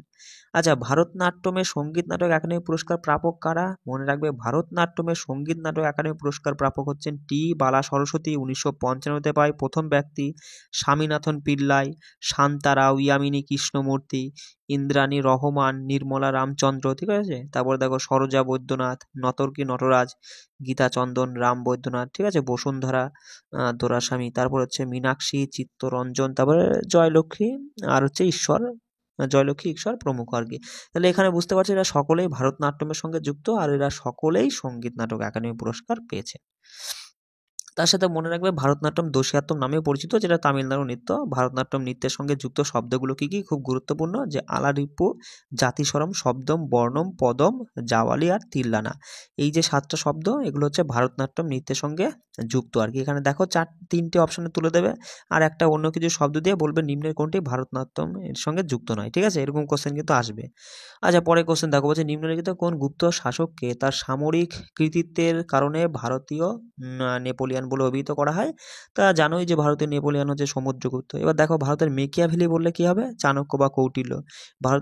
ভারতীয় শেক্সপিয়ার, কালিদাস। ভারতের রক্ষাকারী হচ্ছে স্কন্দগুপ্ত। ভারতের লৌহ মানব হচ্ছে সর্দার বল্লভভাই প্যাটেল। ভারতের শান্তি মানব হচ্ছে লাল বাহাদুর শাস্ত্রী। ভারতের পক্ষী মানব হচ্ছে সেলিম আলী। ভারতের নাইট অ্যাঙ্গেল হচ্ছে সরোজিনী নাইডু। আর ভারতের জাতির জনক তো জানোই যে মহাত্মা গান্ধী। বলছে অক্সিজেনের উপস্থিতিতে ম্যাগনেসিয়াম জ্বললে শিখার রংটা কেমন হবে? সাদা হবে। তো এখানে মনে রাখবে যে 2 অণু ম্যাগনেসিয়ামের সঙ্গে যদি অক্সিজেন মেশানো হয়, তাহলে 2 অণু ম্যাগনেসিয়াম ডাই অক্সাইড উৎপন্ন হবে, আর যে ছাইটা উৎপন্ন হবে সেটা হচ্ছে সাদা ছাই। এবার দেখো বাতাসের উপস্থিতিতে আর্সেনিক যদি জ্বালানো হয় বা পোড়ানো হয়, তাহলে যে রঙের শিখাটা উৎপন্ন হবে সেটা হবে নীল। বাতাসের উপস্থিতিতে, মানে অক্সিজেনের উপস্থিতিতে, ঠিক আছে, অক্সিজেনের উপস্থিতি বা বাতাসের উপস্থিতিতে মনে রাখবে স্ট্যান্সটিয়াম, হ্যাঁ, স্ট্যান্সটিয়াম যদি জ্বালানো হয়, তাহলে তোমার হচ্ছে যে শিখাটা উৎপন্ন হবে সেটা হবে গাঢ় লাল। তারপরে বলছে বাতাসের উপস্থিতিতে যদি টেলুরিয়ামটা জ্বালানো হয় বা পোড়ানো হয়, তাহলে ফ্যাকাশে সবুজ আলো উৎপন্ন হবে, শিখা উৎপন্ন বা আলো উৎপন্ন হবে। আর বাতাসের উপস্থিতিতে যদি থেলিয়াম জ্বালানো হয়, তাহলে উজ্জ্বল সবুজ আলো উৎপন্ন হবে, আর নীল দস্তা পোড়ালে পরে সবুজ রং উৎপন্ন হবে। এটা মাথায় রাখবে কেমন। দেখো ভারতের জনগণনা কত বছর পর পর হয়? 10 বছর পর পর। তা প্রথম জনগণনা হয় 1872-এ, আর প্রথম সম্পূর্ণ জনগণনা 1881-তে। 10 বছর অন্তর অন্তর হয়ে থাকে। আর জনগণনার ইতিহাসে 2011 সাল 15তম, আর স্বাধীন ভারতের ইতিহাসে তোমার হচ্ছে কত? মনে রাখবে 2011 সালটা হচ্ছে 7তম। আচ্ছা, প্রথম সেন্সাস কমিশনার কি ছিল? সি চন্দ্রমৌলি। 2011 স্লোগান ছিল আমাদের জনগণ আমাদের ভবিষ্যৎ। ভারতের সাক্ষরতার হার হচ্ছে কত বর্তমানে? 74.04%। ভারতে মহিলা সাক্ষরতার হার 65.46%, পুরুষ সাক্ষরতার হার 82.14%। লিঙ্গানুপাত যদি দেখি 1000 জন পুরুষে 943 জন মহিলা আর কি। আর শিশু লিঙ্গানুপাত হচ্ছে 1000 জন পুরুষে 914 জন আর কি মহিলা শিশুর দিক থেকে। আর জনঘনত্ব যদি দেখি, যে প্রতি বর্গ কিমিতে তোমার হচ্ছে 382 জন, আর জনসংখ্যা বৃদ্ধির হার হচ্ছে 17.64%। আর দেখো বৃহত্তম জনঘনত্বের দিক থেকে বৃহত্তম তোমার হচ্ছে যদি বলি বৃহত্তম রাজ্য কোনটা? বিহার। আর ক্ষুদ্রতম রাজ্য হচ্ছে অরুণাচল প্রদেশ জনঘনত্বের দিক থেকে। পরে প্রশ্ন কি বলছে দেখো, কোন দেশটি লুসোফোনিয়া গেমসের অংশ নয়? মনে রাখবে জার্মানি কোনো লুসোফোনিয়া, জার্মানি আর কি, হ্যাঁ জার্মানি কোনো লুসোফোনিয়া গেমসের অংশ নয়। তাহলে লুসোফোনিয়া গেমসের অংশ কোন কোন দেশ, মানে কোন কোন দেশ আর কি এই লুসোফোনিয়া গেমসের সঙ্গে যুক্ত? পর্তুগাল, চীন, ভারত অপশনে ছিল আর কি, সেটাই আমাদের সঠিক উত্তর। মনে রাখবে যে association of Portuguese speaking Olympic committee দ্বারা এই গেমসগুলো সংগঠিত হয়। তাহলে এই যে লুসোফোনিয়া গেমস হচ্ছে association of Portuguese speaking Olympic কমিটির দ্বারা সংগঠিত হয়। আর লুসোফোনিয়া গেমসের প্রথম সংস্করণ 2006 সালে চীনে ম্যাকাওতে অনুষ্ঠিত হয়। আর এই গেমস প্রতি 4 বছর পর পর অনুষ্ঠিত হয়। ঠিক আছে বস, একটু কষ্ট হলে আমি বলবো যে তুমি যদি পারো এগুলো কিন্তু একটু পড়ে নিও, তাহলে কিন্তু খুব উপকৃত হবে। শুধু জিডি বলে কথা নেই, সামনে যে কোনো চাকরি পরীক্ষা দাও না কেন এসব কোশ্চেনের কোনো তুলনা নেই। ঠিক আছে, এগুলো খুব খেটে আমি এককালে তৈরি করেছিলাম, তাই সেটা তোমাদের মাঝে উপস্থাপন করছি। আচ্ছা দেখো, ভারতের সংবিধানের কোন ধারায় নির্বাচনের তত্ত্বাবধান, নির্দেশনা ও নিয়ন্ত্রণের কথা বলা আছে? সেটা হচ্ছে 324 নং ধারার পার্ট কত? পার্ট হচ্ছে তোমার মনে রাখবে 15তম পার্ট আর কি। তারপরে বলছে দেখো 325 থেকে 29 নং ধারায় হচ্ছে নির্বাচন সংক্রান্ত বিষয়ের কথা বলা আছে। আর তোমার হচ্ছে 325 নং ধারায় কি বলা আছে? 325-এ বলা আছে কোনো ব্যক্তি ধর্ম, জাতি, বর্ণ বা লিঙ্গের ভিত্তিতে একটি বিশেষ ভোটার তালিকার অন্তর্ভুক্তের জন্য দাবি করতে পারবে না। 326-এ বলা আছে প্রাপ্তবয়স্কদের ভোটাধিকারের ভিত্তিতে নির্বাচনের কথা। 327 নং ধারায় আইনসভার নির্বাচনের বিষয়ে সংসদের ক্ষমতার কথা বলা আছে। আর 328-এ তোমার হচ্ছে নির্বাচন সংক্রান্ত বিধানের জন্য একটি রাজ্যের আইনসভার ক্ষমতার কথা বলা হয়েছে। 329-এ নির্বাচনী বিষয়ে আদালতের ক্ষমতার বিধান রয়েছে। পরে প্রশ্ন বলছে জাতীয় আয় গণনা করার সময় ড্যাশকে একটি ফ্যাক্টর হিসেবে গণনা করা হয়। তা মনে রাখবে জাতীয় আয় গণনা করার সময় তোমার রপ্তানিকে একটি ফ্যাক্টর হিসেবে গণনা করা হয়। আচ্ছা, জাতীয় আয় হলো সাধারণত এক বছরের মধ্যে একটি দেশের সীমানার মধ্যে উৎপাদিত পণ্য ও পরিষেবার মোট মূল্য। তা জাতীয় আয় সমান কি? মনে রাখবে জাতীয় আয় সমান ভোগ্য বস্তুর ব্যয় যোগ বিনিয়োগ ব্যয় যোগ সরকারি ব্যয় যোগ মানে কি শুদ্ধ রপ্তানি। ঠিক আছে, একটু বুঝে নাও বস, একটু বুঝে নাও। অনেক দিন আগের পড়া তো আর লেখা তো অনেকটা মানে না ভালো করে না দেখলে পরে বোঝা যাচ্ছে না। আমি স্পিডে বলছি বলে হয়তো কোনো জায়গায় একটু অসুবিধা হতে পারে, নিজের মনে করে একটু বুঝে নিও। ঠিক আছে, দেখো পরে কোশ্চেন বলছে কোন উৎসবটি আসামের কামাখ্যা দেবীর ঋতুস্রাবকে চিহ্নিত করে? সেটা হচ্ছে আম্বুবাচী মেলা, যেটা আমিটি উৎসব নামে পরিচিত। ওয়াঙ্গালা উৎসব বলো। ওয়াঙ্গালা উৎসব হচ্ছে গারো উপজাতি দ্বারা পালিত একটি ফসল কাটার উৎসব, যেটা মেঘালয় এবং আসাম দুটো রাজ্যেই পালিত হয় ওয়াঙ্গালা। চাপচারকুট উৎসব, এটা হচ্ছে মিজোদের দ্বারা পালিত একটি ফসল কাটার উৎসব, যেটা মিজোদের দ্বারা পালিত মানে মিজোরামে পালিত হয় আর কি, মনে রাখবে। তারপরে দেখো, তারপরে হচ্ছে মোয়াটসু উৎসব হচ্ছে কি নাগা উপজাতি দ্বারা পালিত, নাগাল্যান্ডে একটি উৎসব। আসামের সবথেকে গুরুত্বপূর্ণ উৎসব হচ্ছে বিহু, এটা কৃষি উৎসব বা ফসল কাটার উৎসব, মনে রাখবে। পরে প্রশ্ন বলছে কোন শিল্প হচ্ছে কি ট্রানজিস্টর সেট থেকে টেলিভিশন পর্যন্ত বিস্তৃত পণ্যকে কভার করে? সেটা হচ্ছে ইলেকট্রনিক্স। বোঝাই যাচ্ছে যে ট্রানজিস্টর সেট থেকে এই টেলিভিশন পর্যন্ত সমস্ত পণ্যকে কভার করে, সেটা হচ্ছে ইলেকট্রনিক্স। অপশানে এটাই ছিল, এটাই সঠিক উত্তর। আচ্ছা, শিল্পের কথায় যদি আসে, একটু শিল্পের থেকে কিছু গুরুত্বপূর্ণ তথ্য তুলে দিয়েছি। যেমন দেখো ভিলাই ইস্পাত কারখানাটি তোমার রাশিয়ার সহযোগিতায় তৈরি করা হয়েছিল। কি বললাম? ভিলাই ইস্পাত কারখানাটি রাশিয়ার সহযোগিতায় তৈরি করা হয়েছিল। এটা ছত্তিশগড়ে দুর্গ জেলায় অবস্থিত আর কি। তথ্য প্রযুক্তি শিল্প সূর্যোদয় শিল্প নামে পরিচিত। তাহলে এখানে মনে হবে ড্যাশ শিল্প সূর্যোদয় শিল্প নামে পরিচিত, মনে হবে তথ্য প্রযুক্তি শিল্পটা সূর্যোদয় শিল্প নামে পরিচিত। আচ্ছা, রাউরকেলা ইস্পাত কারখানাটি উড়িষ্যায় অবস্থিত। এটি ভারতের মনে রাখবে যে রাষ্ট্রীয় ও হচ্ছে কি রাষ্ট্রায়ত্তক প্রথম ইন্টিগ্রেটেড স্টিল প্ল্যান্ট। ঠিক আছে, আচ্ছা দেখো 1651 সালে ইংরেজরা প্রথম হুগলি নদীর তীরে কারখানা স্থাপন করে, এটা মাথায় রাখবে। তাহলে পরীক্ষা এমন প্রশ্ন আসে যে 1651 সালে ইংরেজরা প্রথম কোন নদীর তীরে কারখানা স্থাপন করেছিল? হুগলি নদীর তীরে। তারপরে দেখো বোকারো স্টিল প্ল্যান্ট ঝাড়খণ্ডে অবস্থিত, 1964-তে প্রতিষ্ঠিত হয়।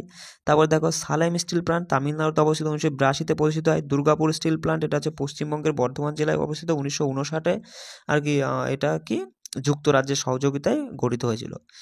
আর মনে রাখবে যে ফুটলুজ শিল্পের উদাহরণ কোনটা? কম্পিউটার চিপ, এটা হচ্ছে ফুটলুজ শিল্পের উদাহরণ। ঠিক আছে, যে তথ্যগুলো দেওয়া না সেই লেভেলের তথ্য দেওয়া। তারপরে দেখো 2022 সাল অনুযায়ী ভারতে 11টি মহারত্ন, 13টি নবরত্ন আর 71টি মিলিরত্ন রয়েছে। বলছে নিচের কোনটি কি বলছে সিলেন্ট্রেটা পর্বের উদাহরণ নয় আর কি। তাহলে এখানে মনে হয় সিলেন্ট্রেটা যার বর্তমান নাম হচ্ছে নিডারিয়া। বুঝতে পারলে? দেখো নিডারিয়া থাকলে পরে আমরা সহজেই প্রশ্নটা বুঝতে পারতাম, কিন্তু ঘুরিয়ে দিয়েছে এখানে, নিডারিয়ার পরিবর্তে সিলিন্ডারাটা করে দিয়েছে ওরা। তাহলে মনে রাখবে সিলিন্ডারাটার বর্তমান নাম হচ্ছে নিডারিয়া। প্রায় 90% সামুদ্রিক প্রজাতি এই নিডারিয়া শ্রেণীর অন্তর্গত, যেমন জেলিফিশ রয়েছে, প্রবাল, হাইড্রাসি, অ্যানিমল ইত্যাদিও আরও অনেক কিছু রয়েছে। আচ্ছা, জীবের শ্রেণীবিন্যাসের ধাপগুলো দেখো। প্রথমে রাজ্য থেকে পর্ব, পর্ব থেকে শ্রেণী, শ্রেণী থেকে বর্গ, বর্গ থেকে গোত্র, গোত্র থেকে গণ, গণ থেকে প্রজাতি। মনে রাখবে আর এইচ হুইটেকার 1969 সালে জীব জগৎকে 5টি রাজ্য এবং কিংডমে ভাগ করেছে। সেটা হচ্ছে মনে রাখবে মোনেরা, প্রোটেস্টা, নিচে দেখো এই যে যে ছক মতো করা আছে এটা দেখো, মোনেরা, প্রোটেস্টা, ফানজাই, প্লান্টি আর হচ্ছে অ্যানিমেলিয়া। তা মোনেরার মধ্যে পড়ছে ব্যাকটেরিয়া, নীলাভ, সবুজ, শৈবাল, এগুলো সব মোনেরার মধ্যে পড়ছে। আর প্রেটিস্টার মধ্যে পড়ছে অ্যামিবা, ডায়াটম, ঠিক আছে। আর ফানজাইয়ের মধ্যে পড়ছে ইস্ট, মাশরুম, পেনিসিলিয়াম। প্লান্টির মধ্যে পড়ছে উন্নত সবুজ জীব। আর অ্যানিমেলিয়ার মধ্যে পড়ছে প্রোটোজোয়া ব্যতীত সকল অমেরুদণ্ড, মেরুদণ্ড প্রাণীরা সব অ্যানিমেলিয়ার মধ্যে পড়ছে। পরের প্রশ্ন দেখো, বলছে একটি ড্যাশ হলো প্রবাহিত জলকে বাধা দেয়, যা প্রায়ই একটি জলাধার, হ্রদ বা বদ্ধ জলাধার সৃষ্টি করে, সেটা হচ্ছে বাঁধ, তাই না? একটি বাঁধ কি করে? জলকে বাধা দেয়। আর প্রায়ই এটি কি করে? জলাধার বা হ্রদ বা বদ্ধ জলাধারের সৃষ্টি করে, বুঝতেই পারছো।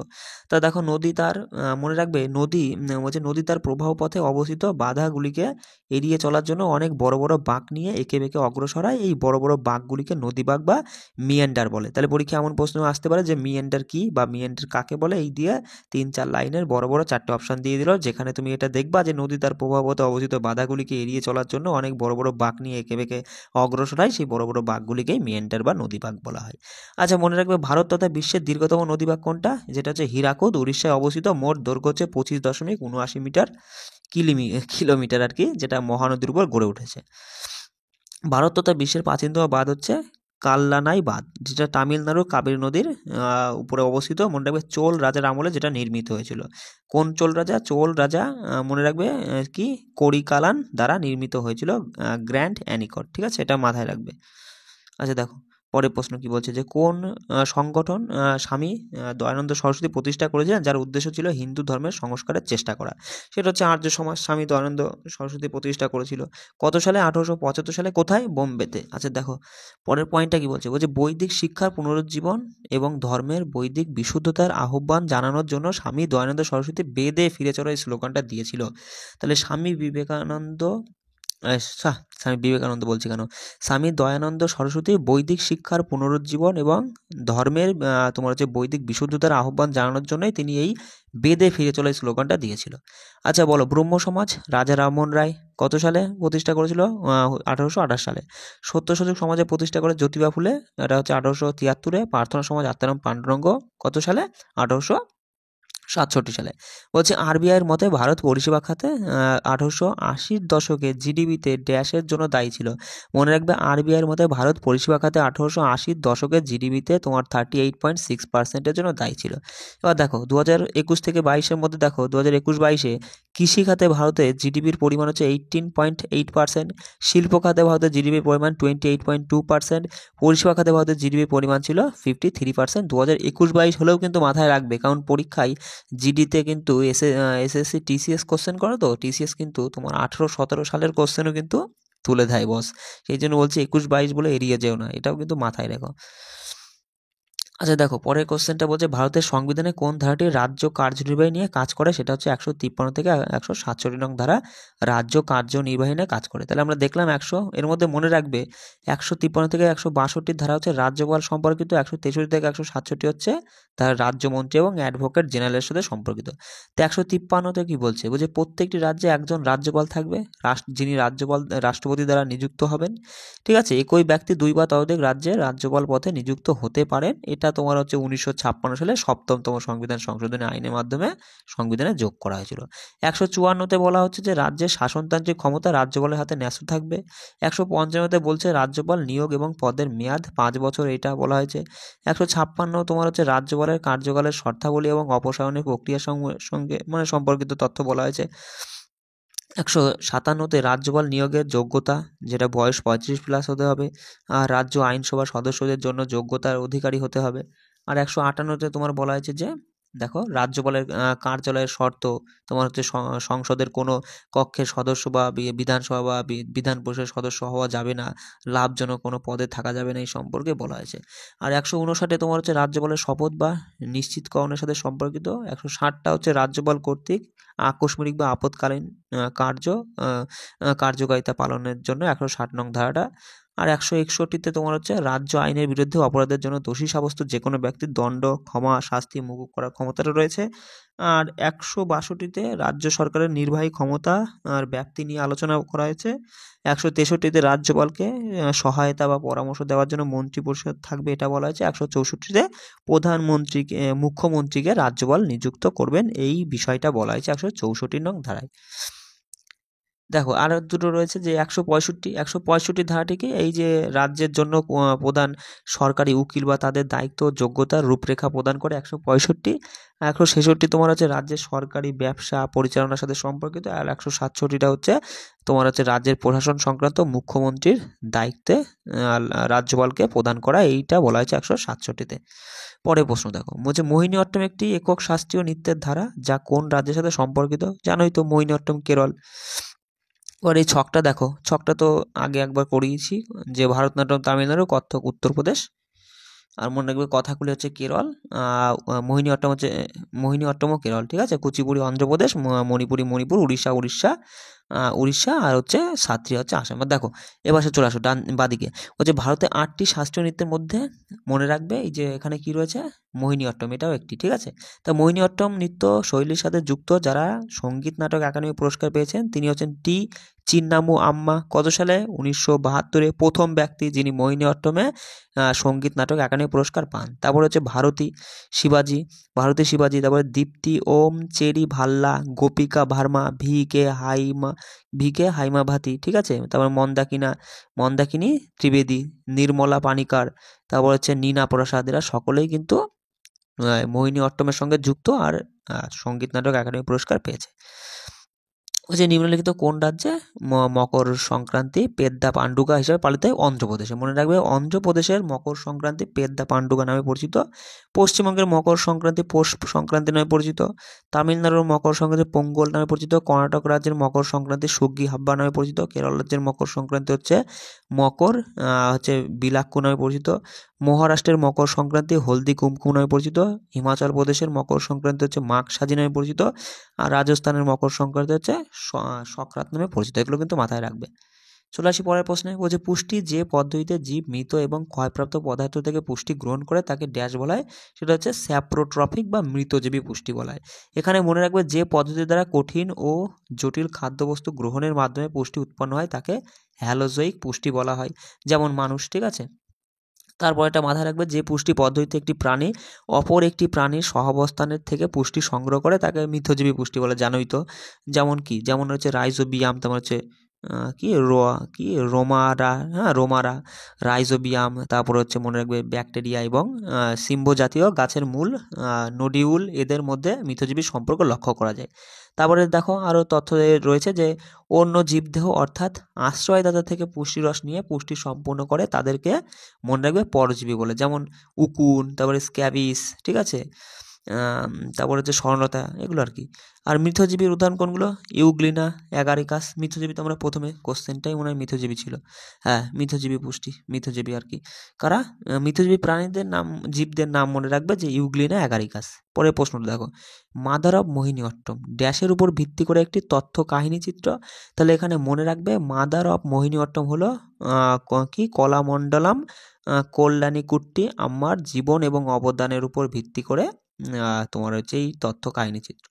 আচ্ছা, মোহিনীঅট্টম এর 2টি উল্লেখযোগ্য তথ্যসূত্র গ্রন্থ হলো, মনে রাখবে মাঝা মাগলাম নারায়ণ লিখিত ব্যবহারমালা একটা, আর একটা হচ্ছে কুঞ্জন নাম্বিয়া কর্তৃক লিখিত ঘোষা আত্রা, ঠিক আছে। মোহিনীঅট্টমের সাথে 2টি ধ্রুপদী নৃত্যশৈলী ভারতনাট্যম এবং কথাকলির অনেকাংশে মিল আছে, এটা মাথায় রাখবে। আচ্ছা, মোহিনীঅট্টমের রূপায়ণ হয়েছিল তাঞ্জাবুর চতুষ্টকের অন্যতম ভাদি ভেলুর রাজা সাতি তিরুলের রাজসভায়। বলছে বাজেট নথিগুলি মোট ব্যয়কে ড্যাশে শ্রেণীবদ্ধ করে। মনে রাখবে বাজেট নথিগুলি মোট ব্যয়কে পরিকল্পনায় এবং অপরিকল্পনা ব্যয়ে শ্রেণীবদ্ধ করে। তা পরিকল্পনা ব্যয় কি? মনে রাখবে দীর্ঘমেয়াদী উদ্দেশ্য নির্দিষ্ট কর্মসূচি ও প্রকল্পের জন্য বরাদ্দকৃত তহবিলকে বোঝায়। আর অপরিকল্পনা ব্যয় হলো সরকারের নিয়মিত ব্যয়, বেতন, পেনশন, ঋণ, সেবা, রক্ষণাবেক্ষণের খরচের মতো সাধারণ ব্যয়কে অপরিকল্পনা ব্যয় বলা হয়। বলছে H2SO4 হলো ড্যাশের রাসায়নিক সূত্র, বলে ফেলো। H2SO4 হচ্ছে সালফিউরিক অ্যাসিড, তাই না? রসায়নের রাজা, অয়েল অফ ভিট্রিয়লও বলা হয়। আর FeSO4 হলো গ্রিন ভিট্রিয়ল, বা তোমার যেটাকে হচ্ছে বলা হয় ফেরাস সালফেট। আর CuSO4 হচ্ছে কি ব্লু ভিট্রিয়ল বা কপার সালফেট। আর FeSO4 হলো রুজ ফেরিক অক্সাইড, ঠিক আছে? আর এগুলো হচ্ছে রাসায়নিক নাম আর সাধারণ নাম কিন্তু দেওয়া রয়েছে, ঠিক আছে? এটা মাথায় রাখবে। বলছে NaHCO3 মানে সাধারণ নাম হচ্ছে বেকিং পাউডার, রাসায়নিক নাম হচ্ছে সোডিয়াম বাইকার্বনেট। আর COSO4 হলো কি রেড ভিট্রিয়াল কোবাল্ট সালফেট, অথবা CaSO4 হলো জিপসাম, ক্যালসিয়াম সালফেট বলা হয় জিপসামকে। আর ZnSO4 হলো কি হোয়াইট ভিট্রিয়াল, যেটা জিঙ্ক সালফেট, ঠিক আছে? এটা মাথায় রাখবে। দেখো প্রদত্ত শিল্পের মধ্যে চুনাপাথর হলো ড্যাশের কাঁচামাল, বলো চুনাপাথর কি সিমেন্ট শিল্পের কাঁচামাল। মনে রাখবে টেক্সটাইল এবং পেইন্টিং শিল্পে তোমার হচ্ছে এই চুনাপাথরটা আর কি ব্যবহার করা হয়। তারপর তোমার হচ্ছে ঔষধ ও প্রসাধনী শিল্পে ব্যবহার করা হয় চুনাপাথর। তারপরে মনে রাখবে যে মাটির অম্লতা নিরপেক্ষ করতে চুনাপাথর ব্যবহার করা হয়, ঠিক আছে? দেখো চুনাপাথর মূলত ক্যালসিয়াম কার্বনেট। চুনাপাথরের সংকেতটা মনে রাখবে, রাসায়নিক সংকেতটা হচ্ছে CaCO3, ঠিক আছে? খুব গুরুত্বপূর্ণ। সিমেন্ট উৎপাদনের জন্য প্রধান কাঁচামালগুলি কী কী? চুনাপাথর, ক্লিংকার, জিপসাম, ফ্লাই অ্যাশ, ঠিক আছে? কি বললাম? সিমেন্ট উৎপাদনের প্রধান কাঁচামালগুলি হলো চুনাপাথর, ক্লিংকার, জিপসাম, ফ্লাই অ্যাশ। আচ্ছা, পোর্টল্যান্ড সিমেন্ট তৈরির জন্য চুনাপাথর আর কাদামাটির অনুপাতটা মনে রাখবে 4:2, ঠিক আছে? 4:2 না, বাস 1 হবে, ঠিক আছে? পোর্টল্যান্ড সিমেন্ট তৈরির জন্য চুনাপাথর ও কাদামাটির অনুপাতটা 4:1। আচ্ছা, পরের প্রশ্ন দেখো যে ভারতীয় সংবিধানে রাষ্ট্রপতি নির্বাচনের পদ্ধতি কোন দেশের সংবিধান থেকে ধার করা? আইরিশ বা আয়ারল্যান্ডের থেকে ধার করা হয়েছে রাষ্ট্রপতি নির্বাচন পদ্ধতি। আচ্ছা, রাষ্ট্রপতি নির্বাচন পদ্ধতি সংবিধানের 55 নং ধারায় বর্ণিত। মনে রাখবে আয়ারল্যান্ড থেকে এছাড়াও তোমার নির্দেশমূলক নীতি, রাজ্যসভার সদস্যদের মনোনয়ন, এগুলো সব নেওয়া। ব্রিটেন থেকে নেওয়া একক নাগরিকত্ব, দ্বিকক্ষতন্ত্রটা নেওয়া। মার্কিন যুক্তরাষ্ট্র থেকে রাষ্ট্রপতির অভিশংসন, মৌলিক অধিকার, সংবিধানের প্রস্তাবনা, সুপ্রিম ও হাইকোর্টের বিচারপতিদের অপসারণ, এইসব রয়েছে তোমার মার্কিন যুক্তরাষ্ট্র থেকে নেওয়া। আর কানাডা থেকে নেওয়া হয়েছে কেন্দ্র দ্বারা রাজ্যের রাজ্যপাল নিয়োগ, এটা সুপ্রিম কোর্টের উপদেষ্টার এখতিয়ার। অস্ট্রেলিয়া থেকে নেওয়া হয়েছে যুগ্ম তালিকা। রাশিয়া থেকে নেওয়া হয়েছে মৌলিক কর্তব্য। জার্মানি থেকে নেওয়া হয়েছে জরুরি অবস্থা। জরুরি অবস্থার সময় আর কি মৌলিক অধিকার স্থগিত করা, এটা হচ্ছে জার্মানি থেকে নেওয়া। দক্ষিণ আফ্রিকা থেকে নেওয়া হয়েছে সংবিধান সংশোধন পদ্ধতি, খুব গুরুত্বপূর্ণ। ভারতের ন্যাশনাল ফুড ফর ওয়ার্ক প্রকল্প কবে চালু হয়? মনে রাখবে 2004 সালে ভারতের ন্যাশনাল ফুড ফর ওয়ার্ক প্রোগ্রামটা চালু করা হয়েছিল। আচ্ছা, ভারতের জাতীয় পরিবার কল্যাণ কর্মসূচি 1952 সালে চালু করা হয়, মনে রাখবে। জাতীয় গ্রামীণ কর্মসংস্থান কর্মসূচি 1980 সালে চালু করা হয়েছিল। সুসংহত শস্য বীমা প্রকল্প 1985 সালে চালু হয়। জাতীয় সাক্ষরতা উন্নয়ন যেটা হচ্ছে কর্মসূচি, যেটা হচ্ছে 1988 সালে চালু হয়। সর্বশিক্ষা অভিযান, অন্তর্দয় অন্ন যোজনা 2000 সালে চালু হয়। বন্দে মাতরম যোজনা হচ্ছে তোমার 2004 সালে চালু হয়। 2005 সালে চালু হওয়া ভারত নির্মাণ কর্মসূচির উদ্দেশ্য কী ছিল বলতো? তাহলে এখানে জানতে পারলাম যে ভারত নির্মাণ কর্মসূচি 2005 সালে চালু হয়, যার উদ্দেশ্য ছিল গ্রামীণ এলাকায় পরিকাঠামো ও যোগাযোগ উন্নয়ন। পরে প্রশ্ন বলছে, দেখো নিম্নলিখিত কোনটি খেদার কৃষক আন্দোলনের প্রধান দাবি ছিল? সেটা কি? যে খেদার কৃষক আন্দোলনের প্রধান দাবি ছিল রাজস্ব আদায় শিথিল করা। তা খেদা আন্দোলন কবে হয়? 1918 সালে মহাত্মা গান্ধীর নেতৃত্বে গুজরাটের খেদা জেলায় কৃষকদের উপর ব্রিটিশ উপনিবেশিক সরকার কর্তৃক আরোপিত নিপীড়নমূলক কর নীতির প্রতিবাদে এই আন্দোলনটা গড়ে উঠেছিল, যা খেদা আন্দোলন বা বরদৌলি সত্যাগ্রহ নামে পরিচিত। চম্পারণ সত্যাগ্রহ হয় 1917-তে বিহারের চম্পারণে মহাত্মা গান্ধীর কর্তৃত্বে মানে নেতৃত্বে আর কি এই আন্দোলনটা গড়ে উঠেছিল, যার লক্ষ্য ছিল কি ব্রিটিশ ভূস্বামীদের দ্বারা নীল চাষিদের শোষণের মোকাবিলা করার জন্য এই চম্পারণ সত্যাগ্রহটা হয়। বলছে প্রায় কত বছর আগে চীনে প্রথম রেশম তৈরির কৌশল আবিষ্কৃত হয়? প্রায় 7,000 বছর আগে। আচ্ছা দেখো, মনে রাখবে খ্রিস্টপূর্ব 200 অব্দে চীনে প্রথম কাগজ আবিষ্কৃত হয়। আর মনে করি প্রায় 3000 বছর আগে চীনে প্রথম কম্পাসের নিদর্শন পাওয়া গিয়েছিল।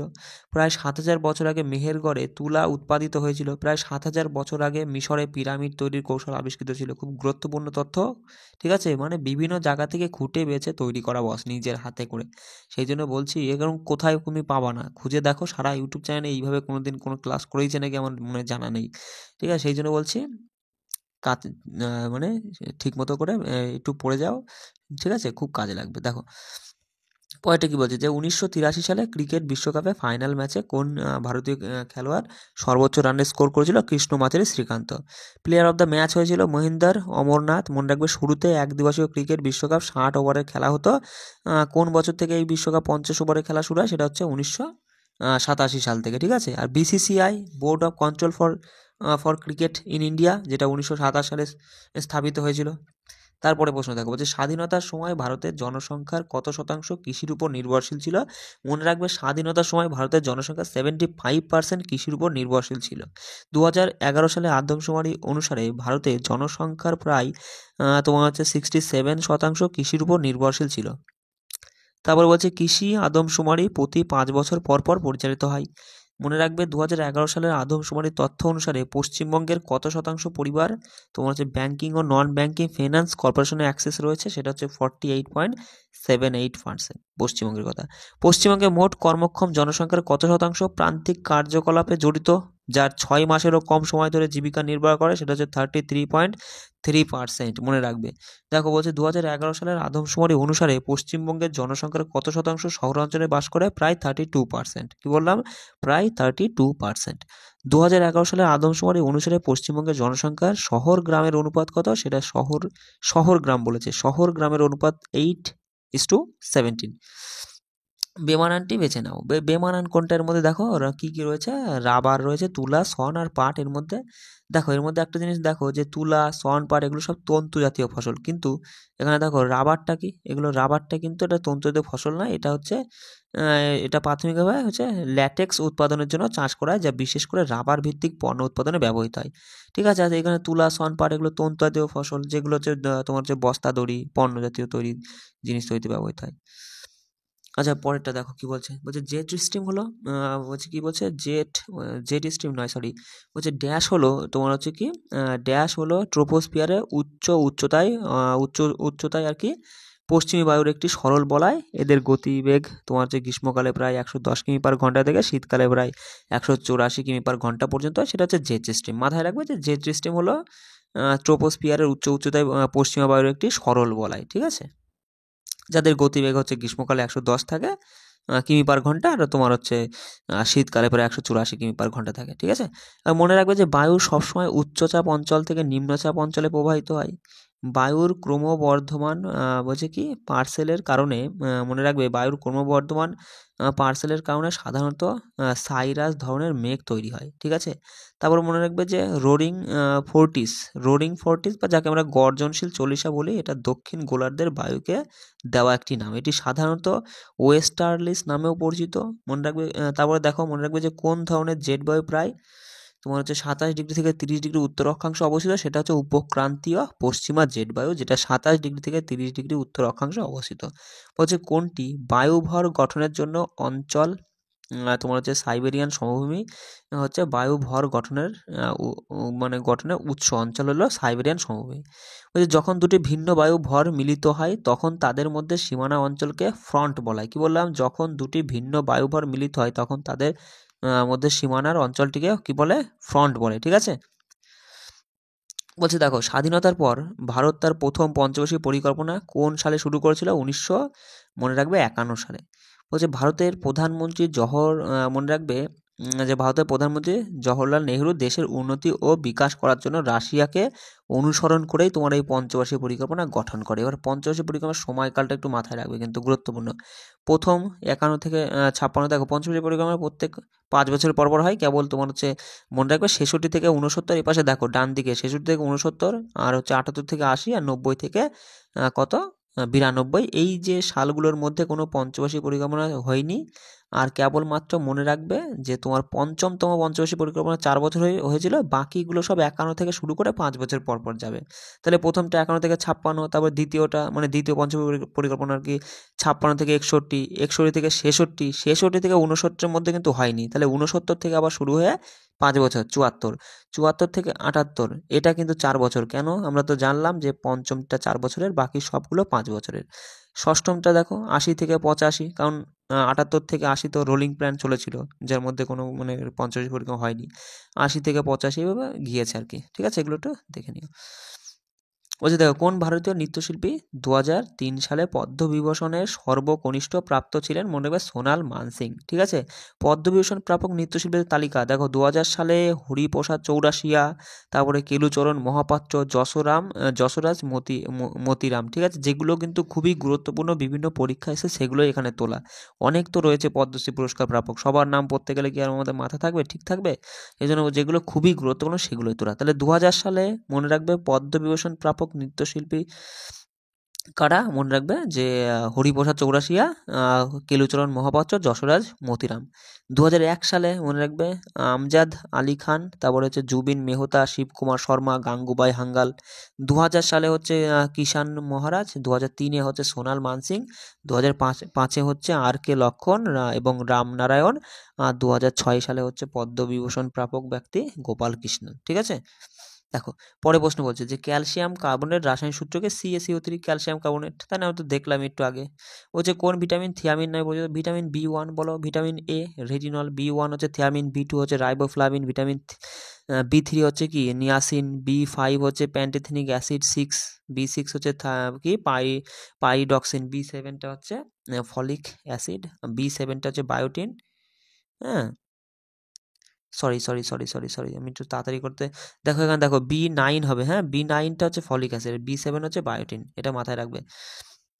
আর B12টা হচ্ছে cyanocobalamin, C ascorbic acid, D হচ্ছে আর্গো ক্যালসিফেরল ও কোলো ক্যালসিফেরল, আর ইটা হচ্ছে টোকোফেরল, আর কেটা হচ্ছে ফাইলোকুইনন। ঠিক আছে, দেখো গান্ধী আরোহণ চুক্তি বলছে। পরে প্রশ্ন যে গান্ধী আরোহণ চুক্তি স্বাক্ষরিত হয় কোন সালে? মনে রাখবে যে জানোই যে 1931 সালে মহাত্মা গান্ধী আর লর্ড আরউইনের মধ্যে হয়েছিল। আচ্ছা, 1932 সালে মহাত্মা গান্ধী এবং ডক্টর B.আর. আম্বেদকরের মধ্যে পুনা চুক্তি হয়, মনে রাখবে। আর 1931-এ তো দেখলাম যে লর্ড আরউইন আর মহাত্মা গান্ধীর মধ্যে 31-এ গান্ধী আরউইন চুক্তি হয়, 32-এ পুনা চুক্তি মহাত্মা গান্ধী আর B.আর. আম্বেদকর। আর 1916-তে ভারতীয় জাতীয় কংগ্রেসের মুসলিম লীগের মধ্যে লখনৌ চুক্তি হয়েছিল। 1846 সালে ইংরেজ ও শিখদের মধ্যে লাহোর চুক্তি হয়েছিল। যে চুক্তিগুলো হয়েছিল না, সব চুক্তিগুলো এখানে একটু আলোচনা করে নিলাম। বলছি দেখো, একটি বাজেট নোটিশ যা একটি নির্দিষ্ট আর্থিক বছরের জন্য সরকার রাজস্ব প্রাপ্তি এবং রাজস্ব ব্যয়ের সাথে সম্পর্কিত, তাকে কি বলে? সেটা হচ্ছে রাজস্ব বাজেট। মাথায় রাখবে, রাজস্ব বাজেট। বলতে থাকো, বাজেট নথিগুলির মোট ব্যয়কে পরিকল্পনা ও অপরিকল্পনা ব্যয়ে শ্রেণীবদ্ধ করে। তারপরে মাথায় রাখবে, একটি রাজস্ব প্রাপ্তির তুলনায় সরকারের রাজস্ব ব্যয়ের আধিক্য রাজস্ব ঘাটতি হিসাবে পরিচিত। পরে প্রশ্ন দেখো, বলছে কি যে ভারতের সংবিধানের শেষ ধারায় কত নম্বর দেওয়া হয়েছে মে 2022 অনুযায়ী? তাহলে মে 2022 অনুযায়ী মনে রাখবে 395টি। ঠিক আছে, আর দেখো মূল ভারতীয় সংবিধানে 22টি অংশ, 395টি ধারা এবং 8টি তফসিল ছিল। আর বর্তমানে ভারতীয় সংবিধানে 25টি অংশ, 448টি ধারা আর 12টি তফসিল রয়েছে। এখনো পর্যন্ত ভারতীয় সংবিধানে 105 বার সংশোধন করা হয়েছে। কতবার? 105 বার। দেখো আর কয়েক পৃষ্ঠা আছে। 2011 সালে আদমশুমারি অনুসারে কোন কেন্দ্রশাসিত অঞ্চলে লিঙ্গানুপাত সব থেকে বেশি? মনে রাখবে পুদুচেরি। কি বললাম? 2011 সালে আদমশুমারি অনুসারে তোমার কেন্দ্রশাসিত অঞ্চলের মধ্যে পুদুচেরিতে তোমার হচ্ছে লিঙ্গানুপাত সব থেকে বেশি। 100 বলছি কেন, 1000 জন পুরুষে 1038 জন মহিলা। মনে রাখবে 5টি সর্বোচ্চ লিঙ্গানুপাত রাজ্য কেন্দ্রশাসিত অঞ্চল। 1 নম্বরে রয়েছে রাজ্য, কিন্তু কেরল রাজ্য 1 নম্বরে রয়েছে 1000 জন পুরুষে 1084 জন মহিলা। 2 নম্বরে রয়েছে কেন্দ্রশাসিত অঞ্চল পুদুচেরি, আর যেটা হচ্ছে 1000 জনে দেখলাম 1038 জন মহিলা। 3 নম্বরে রয়েছে তামিলনাড়ু 1000 জনে 995। 4 নম্বরে অন্ধ্রপ্রদেশ 1000 জনে 992।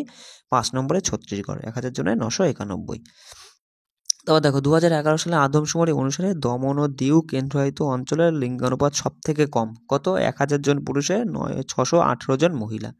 বলছি দেখো, ভারতের গুজরাটি নববর্ষ কী হিসাবে পালিত হয়? মনে রাখবে, ভারতের গুজরাটি নববর্ষটা বেষ্ট বরণ বা বিক্রম সংবৎ 2079 হিসাবে পালিত হয়। এবার এখানে মাথায় রাখবে যে কেরালার নববর্ষ বিশু হিসাবে পালিত হয়, মহারাষ্ট্রের নববর্ষ গুড়ি পাদোয়া হিসাবে পালিত হয়, পশ্চিমবঙ্গের নববর্ষ পয়লা বৈশাখ, সিকিমের নববর্ষ লোসার হিসাবে পালিত হয়, তেলেঙ্গানা, কর্ণাটক, অন্ধ্রপ্রদেশ, অন্ধ্রপ্রদেশ এই সকল রাজ্যের নববর্ষ হচ্ছে উগাদি হিসাবে পালিত হয়। তামিলনাড়ুর নববর্ষ পুথান্ডু হিসাবে পালিত হয়। মণিপুরের নববর্ষ হচ্ছে সাজিবু চেইরোবা হিসাবে পালিত হয়। রাজস্থানের নববর্ষ হচ্ছে থাপনা হিসেবে পালিত হয়। দেখো পরের প্রশ্ন কি বলছে, বলছে চিনি শিল্পের জন্য প্রাথমিক কাঁচামাল হলো ড্যাশ। মনে রাখবে, চিনি শিল্পের জন্য প্রাথমিক কাঁচামাল হলো আখ। আচ্ছা বলো তো, কাগজ শিল্পের প্রাথমিক কাঁচামাল কি? কাঠের ফাইবার। মনে রাখবে, বস্ত্র শিল্পের প্রাথমিক কাঁচামাল হচ্ছে তুলা, উল, সিল্ক, পাট এগুলো। রাবার শিল্পের প্রাথমিক কাঁচামাল হলো প্রাকৃতিক বা সিনথেটিক রাবার। সিমেন্ট শিল্পের প্রাথমিক কাঁচামাল চুনাপাথর। পেট্রোরসায়ন শিল্পের প্রাথমিক কাঁচামাল হচ্ছে খনিজ তেল। লৌহ ইস্পাত শিল্পের প্রাথমিক কাঁচামাল আকরিক লোহা। বলছে নিম্নলিখিত শাস্ত্রীয় নৃত্যের মধ্যে কোনটি 16 শতকে বৈষ্ণব সাধক মহাপুরুষ শঙ্করদেব চালু করেছিল? সেটা হচ্ছে সাত্রিয়া চালু করেছিল। সাত্রিয়া কোথাকার? আসামের। মনে রাখবে, যদি প্রশ্ন এরকম দেয় যে কে ভারতের শাস্ত্রীয় নৃত্যের সত্তাকে উদ্ভাবন ও নিখুঁত করেছিল? শ্রীমন্ত শঙ্করদেব। ঠিক আছে। আচ্ছা দেখো, সন্ন্যাসী তীর্থ নারায়ণ জ্যোতি ও তার শিষ্য হৃদেন্দ্র যোগী, যিনি হচ্ছেন 17 শতকে কুচিপুড়ি নৃত্যশৈলীর প্রচলন করেছিলেন। তার সাথে মাথায় রাখবে, মোহিনীঅট্টম নৃত্যশৈলী রূপায়ণ হয়েছিল 16 শতকে তাঞ্জাবুর চতুষ্টকের অন্যতম ভাদিভেলুর রাজা সাতি তিরুনলের রাজসভায় আর কি। ভারতীয় শাস্ত্রীয় নৃত্যকে বিদেশে জনপ্রিয় করেছিল উদয় শঙ্কর। এটাও গুরুত্বপূর্ণ যে ভারতীয় শাস্ত্রীয় নৃত্যকে বিদেশে জনপ্রিয় করেছিল কে? উদয় শঙ্কর। দেখো, মোহনবাগান অ্যাথলেটিক ক্লাব মানে কোন শহরে অবস্থিত? জানোই তো, কলকাতায়। এটা প্রতিষ্ঠিত হয় 1889 সালে। আর দেখো, ডেম্পো স্পোর্টস ক্লাব, এটা গোয়ায় অবস্থিত। মনে রাখবে যে 1968 সালে প্রতিষ্ঠিত হয়। চার্চিল ব্রাদার্স ফুটবল ক্লাব গোয়ায় অবস্থিত, এটা 1988 সালে প্রতিষ্ঠিত হয়। জেসিটি এফসি ক্লাব, যেটা হচ্ছে পাঞ্জাবে, এগুলো কিন্তু সবই ফুটবল ক্লাব কিন্তু, ঠিক আছে, মাথায় রাখবে। তারপর দেখো কি বললাম, জেসিটি এফসি ক্লাব, যেটা পাঞ্জাবে অবস্থিত 1971 সালে। আর 1857 সালে ইংল্যান্ডে প্রতিষ্ঠিত বিশ্বের প্রথম ফুটবল ক্লাবের নাম হচ্ছে শেফিল্ড ফুটবল ক্লাব। ঠিক আছে, এটাও গুরুত্বপূর্ণ যে বিশ্বের প্রথম ফুটবল ক্লাব কোথায় অবস্থিত? ইংল্যান্ডে। কত সালে তৈরি করা হয়? 1857 সালে। আর যে ক্লাবটার নাম হচ্ছে শেফিল্ড ফুটবল ক্লাব। বলছে দেখো, দেশের রাষ্ট্রপতিকে তার কার্যালয় থেকে অপসারণ করার প্রক্রিয়াকে বলা হয় অভিশংসন বা ইমপিচমেন্ট। মনে রাখবে, ভারতের রাষ্ট্রপতির অভিশংসনের প্রক্রিয়াটি হলো অর্ধ বিচার বিভাগীয় প্রক্রিয়া। বলছে সংবিধান লঙ্ঘনের জন্য ভারতের রাষ্ট্রপতিকে 61 নং ধারার অধীনে অভিশংসিত হতে করা যেতে পারে আর কি। তারপর দেখো, রাষ্ট্রপতি অভিশংসন সংসদে কোনো এক সনদ থেকে শুরু করা যেতে পারে আর কি। মনে রাখবে, রাষ্ট্রপতি 72 নং ধারার অধীনে ক্ষমা করার ক্ষমতা রয়েছে রাষ্ট্রপতির আর কি। ভারতের প্রথম কোন রাষ্ট্রপতি সর্বসম্মতিক্রমে নির্বাচিত হয়েছিলেন? তিনি হচ্ছেন নীলাম সঞ্জীব রেড্ডি। দেখো পরের প্রশ্ন হচ্ছে, ভারতীয় সশস্ত্র বাহিনীর সর্বোচ্চ সেনানায়ককে রাষ্ট্রপতি। ভারতের রাষ্ট্রপতি ড্যাশ নির্বাচিত হতে পারেন। মনে রাখবে, যে কোনো সংখ্যক বার নির্বাচিত হতে পারে, কোনো সীমাবদ্ধতা নেই। তারপর মনে রাখবে যে রাষ্ট্রপতির ড্যাশ জারি করার ক্ষমতা রয়েছে, অধ্যাদেশ জারি করার ক্ষমতা রয়েছে। বলছে দেখো, নিম্নলিখিত গ্রিক শাসকদের মধ্যে কে মেগাস্থিনিসকে চন্দ্রগুপ্ত মৌর্যের দরবারে পাঠিয়েছিল? সেলুকাস নিকেটর। তা মনে রাখবে, মেগাস্থিনিস ছিলেন একজন গ্রিক কূটনীতিক, ইতিহাসবিদ ও নৃতত্ত্ববিদ। মনে রাখবে 305 খ্রিস্টপূর্বাব্দে মনে রাখবে যে সেলিউসিড মৌর্য যুদ্ধের সময় মেগাস্থিনিস পাটলিপুত্র চন্দ্রগুপ্ত মৌর্যের দরবারে প্রথম সেলুকাসের দূত হিসাবে পাঠিয়েছিলেন। ঠিক আছে। মেগাস্থিনিসের ইন্ডিকা গ্রন্থটি থেকে চন্দ্রগুপ্ত মৌর্যের পাটলিপুত্র নগরী, রাজপ্রাসাদ, তারপরে রাজার ক্ষমতা, পৌর শাসন ব্যবস্থা সম্পর্কিত নানা তথ্য জানতে পারা যায় যে মেগাস্থিনিসের ইন্ডিকা গ্রন্থটি থেকে। আচ্ছা, ইন্ডিকা গ্রন্থটিতে মগধকে ভারতের সবথেকে বড় রাজ্য হিসেবে বর্ণনা করা হয়েছে। মনে রাখবে, মেগাস্থিনিসের ইন্ডিকা গ্রন্থটিতে মগধকে ভারতের সবথেকে বড় রাজ্য হিসেবে বর্ণনা করা হয়েছে। দেখো আর এক পেজ রয়েছে যে ভারতের সুপ্রিম কোর্ট কত সালে একটি রায় দিয়েছে যাতে এটি 3 তালাকের অনুশীলনকে অসাংবাদিক বলে ঘোষণা করে এবং এর অনুশীলন বাতিল করার ঘোষণা করে, এটা 2017 সালে। আচ্ছা, সুপ্রিম কোর্টের সবথেকে গুরুত্বপূর্ণ কয়টি রায় মনে রাখবে? 3 তালাক মামলা, যেটা 2017-তে। আর মনে রাখবে যে ধারা 377 2018-তে, যে অপ্রাকৃতিক অপরাধ আর কি। তারপরে মনে রাখবে যে পট্টস্বামী মামলা 2017-তে, এই রায়টা দেয় 2017-তে। মানেকা গান্ধী মামলা ওটা 1978-এ রায় দেয়। বিশাখা বনাম রাজস্থান রাজ্য, এটা 1900 তোমার হচ্ছে 97 মামলাটার রায় দেয়। পরে প্রশ্ন দেখো যে ভারতে অক্টোবর নভেম্বর মাসে দক্ষিণ দিকে সূর্যের আপাত চলাচলের সাথে উত্তর সমভূমির উপর কোন বায়ু দুর্বল হয়ে পড়ে? মৌসুমী বায়ু। তা মনে রাখবে অক্টোবর ও নভেম্বর মাস হচ্ছে পশ্চাৎ স্মরণকারী বর্ষাকাল নামেও পরিচিত, কারণ এই সময় উষ্ণ বর্ষা ঋতু শুষ্ক শীতল ঋতুর মানে শুষ্ক শীতকালীন অবস্থায় পরিবর্তিত হয়। ঠিক আছে, অক্টোবর নভেম্বর মাসে উত্তর পূর্ব বাণিজ্য বায়ুর কারণে তামিলনাড়ুর উপকূলে প্রচুর বৃষ্টিপাত হয়। আর অক্টোবর নভেম্বর মাসে সূর্যের আপাত গতি দক্ষিণ দিকে থাকে। ব্যাস, দেখো বস, খুব মানে কি বললাম, খাটনি করে ভিডিওটা তৈরি করলাম। যদি মনে করো দাদা যে এইভাবে তুমি যদি প্রিভিয়াস ইয়ারগুলো করিয়ে দাও তাহলে আমরা খুব হেল্পফুল হব, তাহলে বস আমি অবশ্যই করিয়ে দেবো। ঠিক আছে, 100টা লাইক পড়লে পরে আমি একদম রাজি আছি। ঠিক আছে, কিন্তু কি বলতো বস, মানে খুব কষ্ট লাগে যে যে এত কষ্ট করে তোমাদের জন্য দেখো এত সুন্দর করে ভিডিও করি, তারপরে আবার কি পিডিএফগুলো আমি তোমাদেরকে টেলিগ্রামে এমনি এমনি দিয়ে দিই, তাহলে তোমরা যদি যদি একটা মানে কি বলবো, বুঝতেই পারছো। যাই হোক, আমাকে কমেন্ট করো কি করব না করব, ঠিক আছে? আর সবাই ভালো করে প্রিপারেশন নিও কিন্তু। জয় হিন্দ।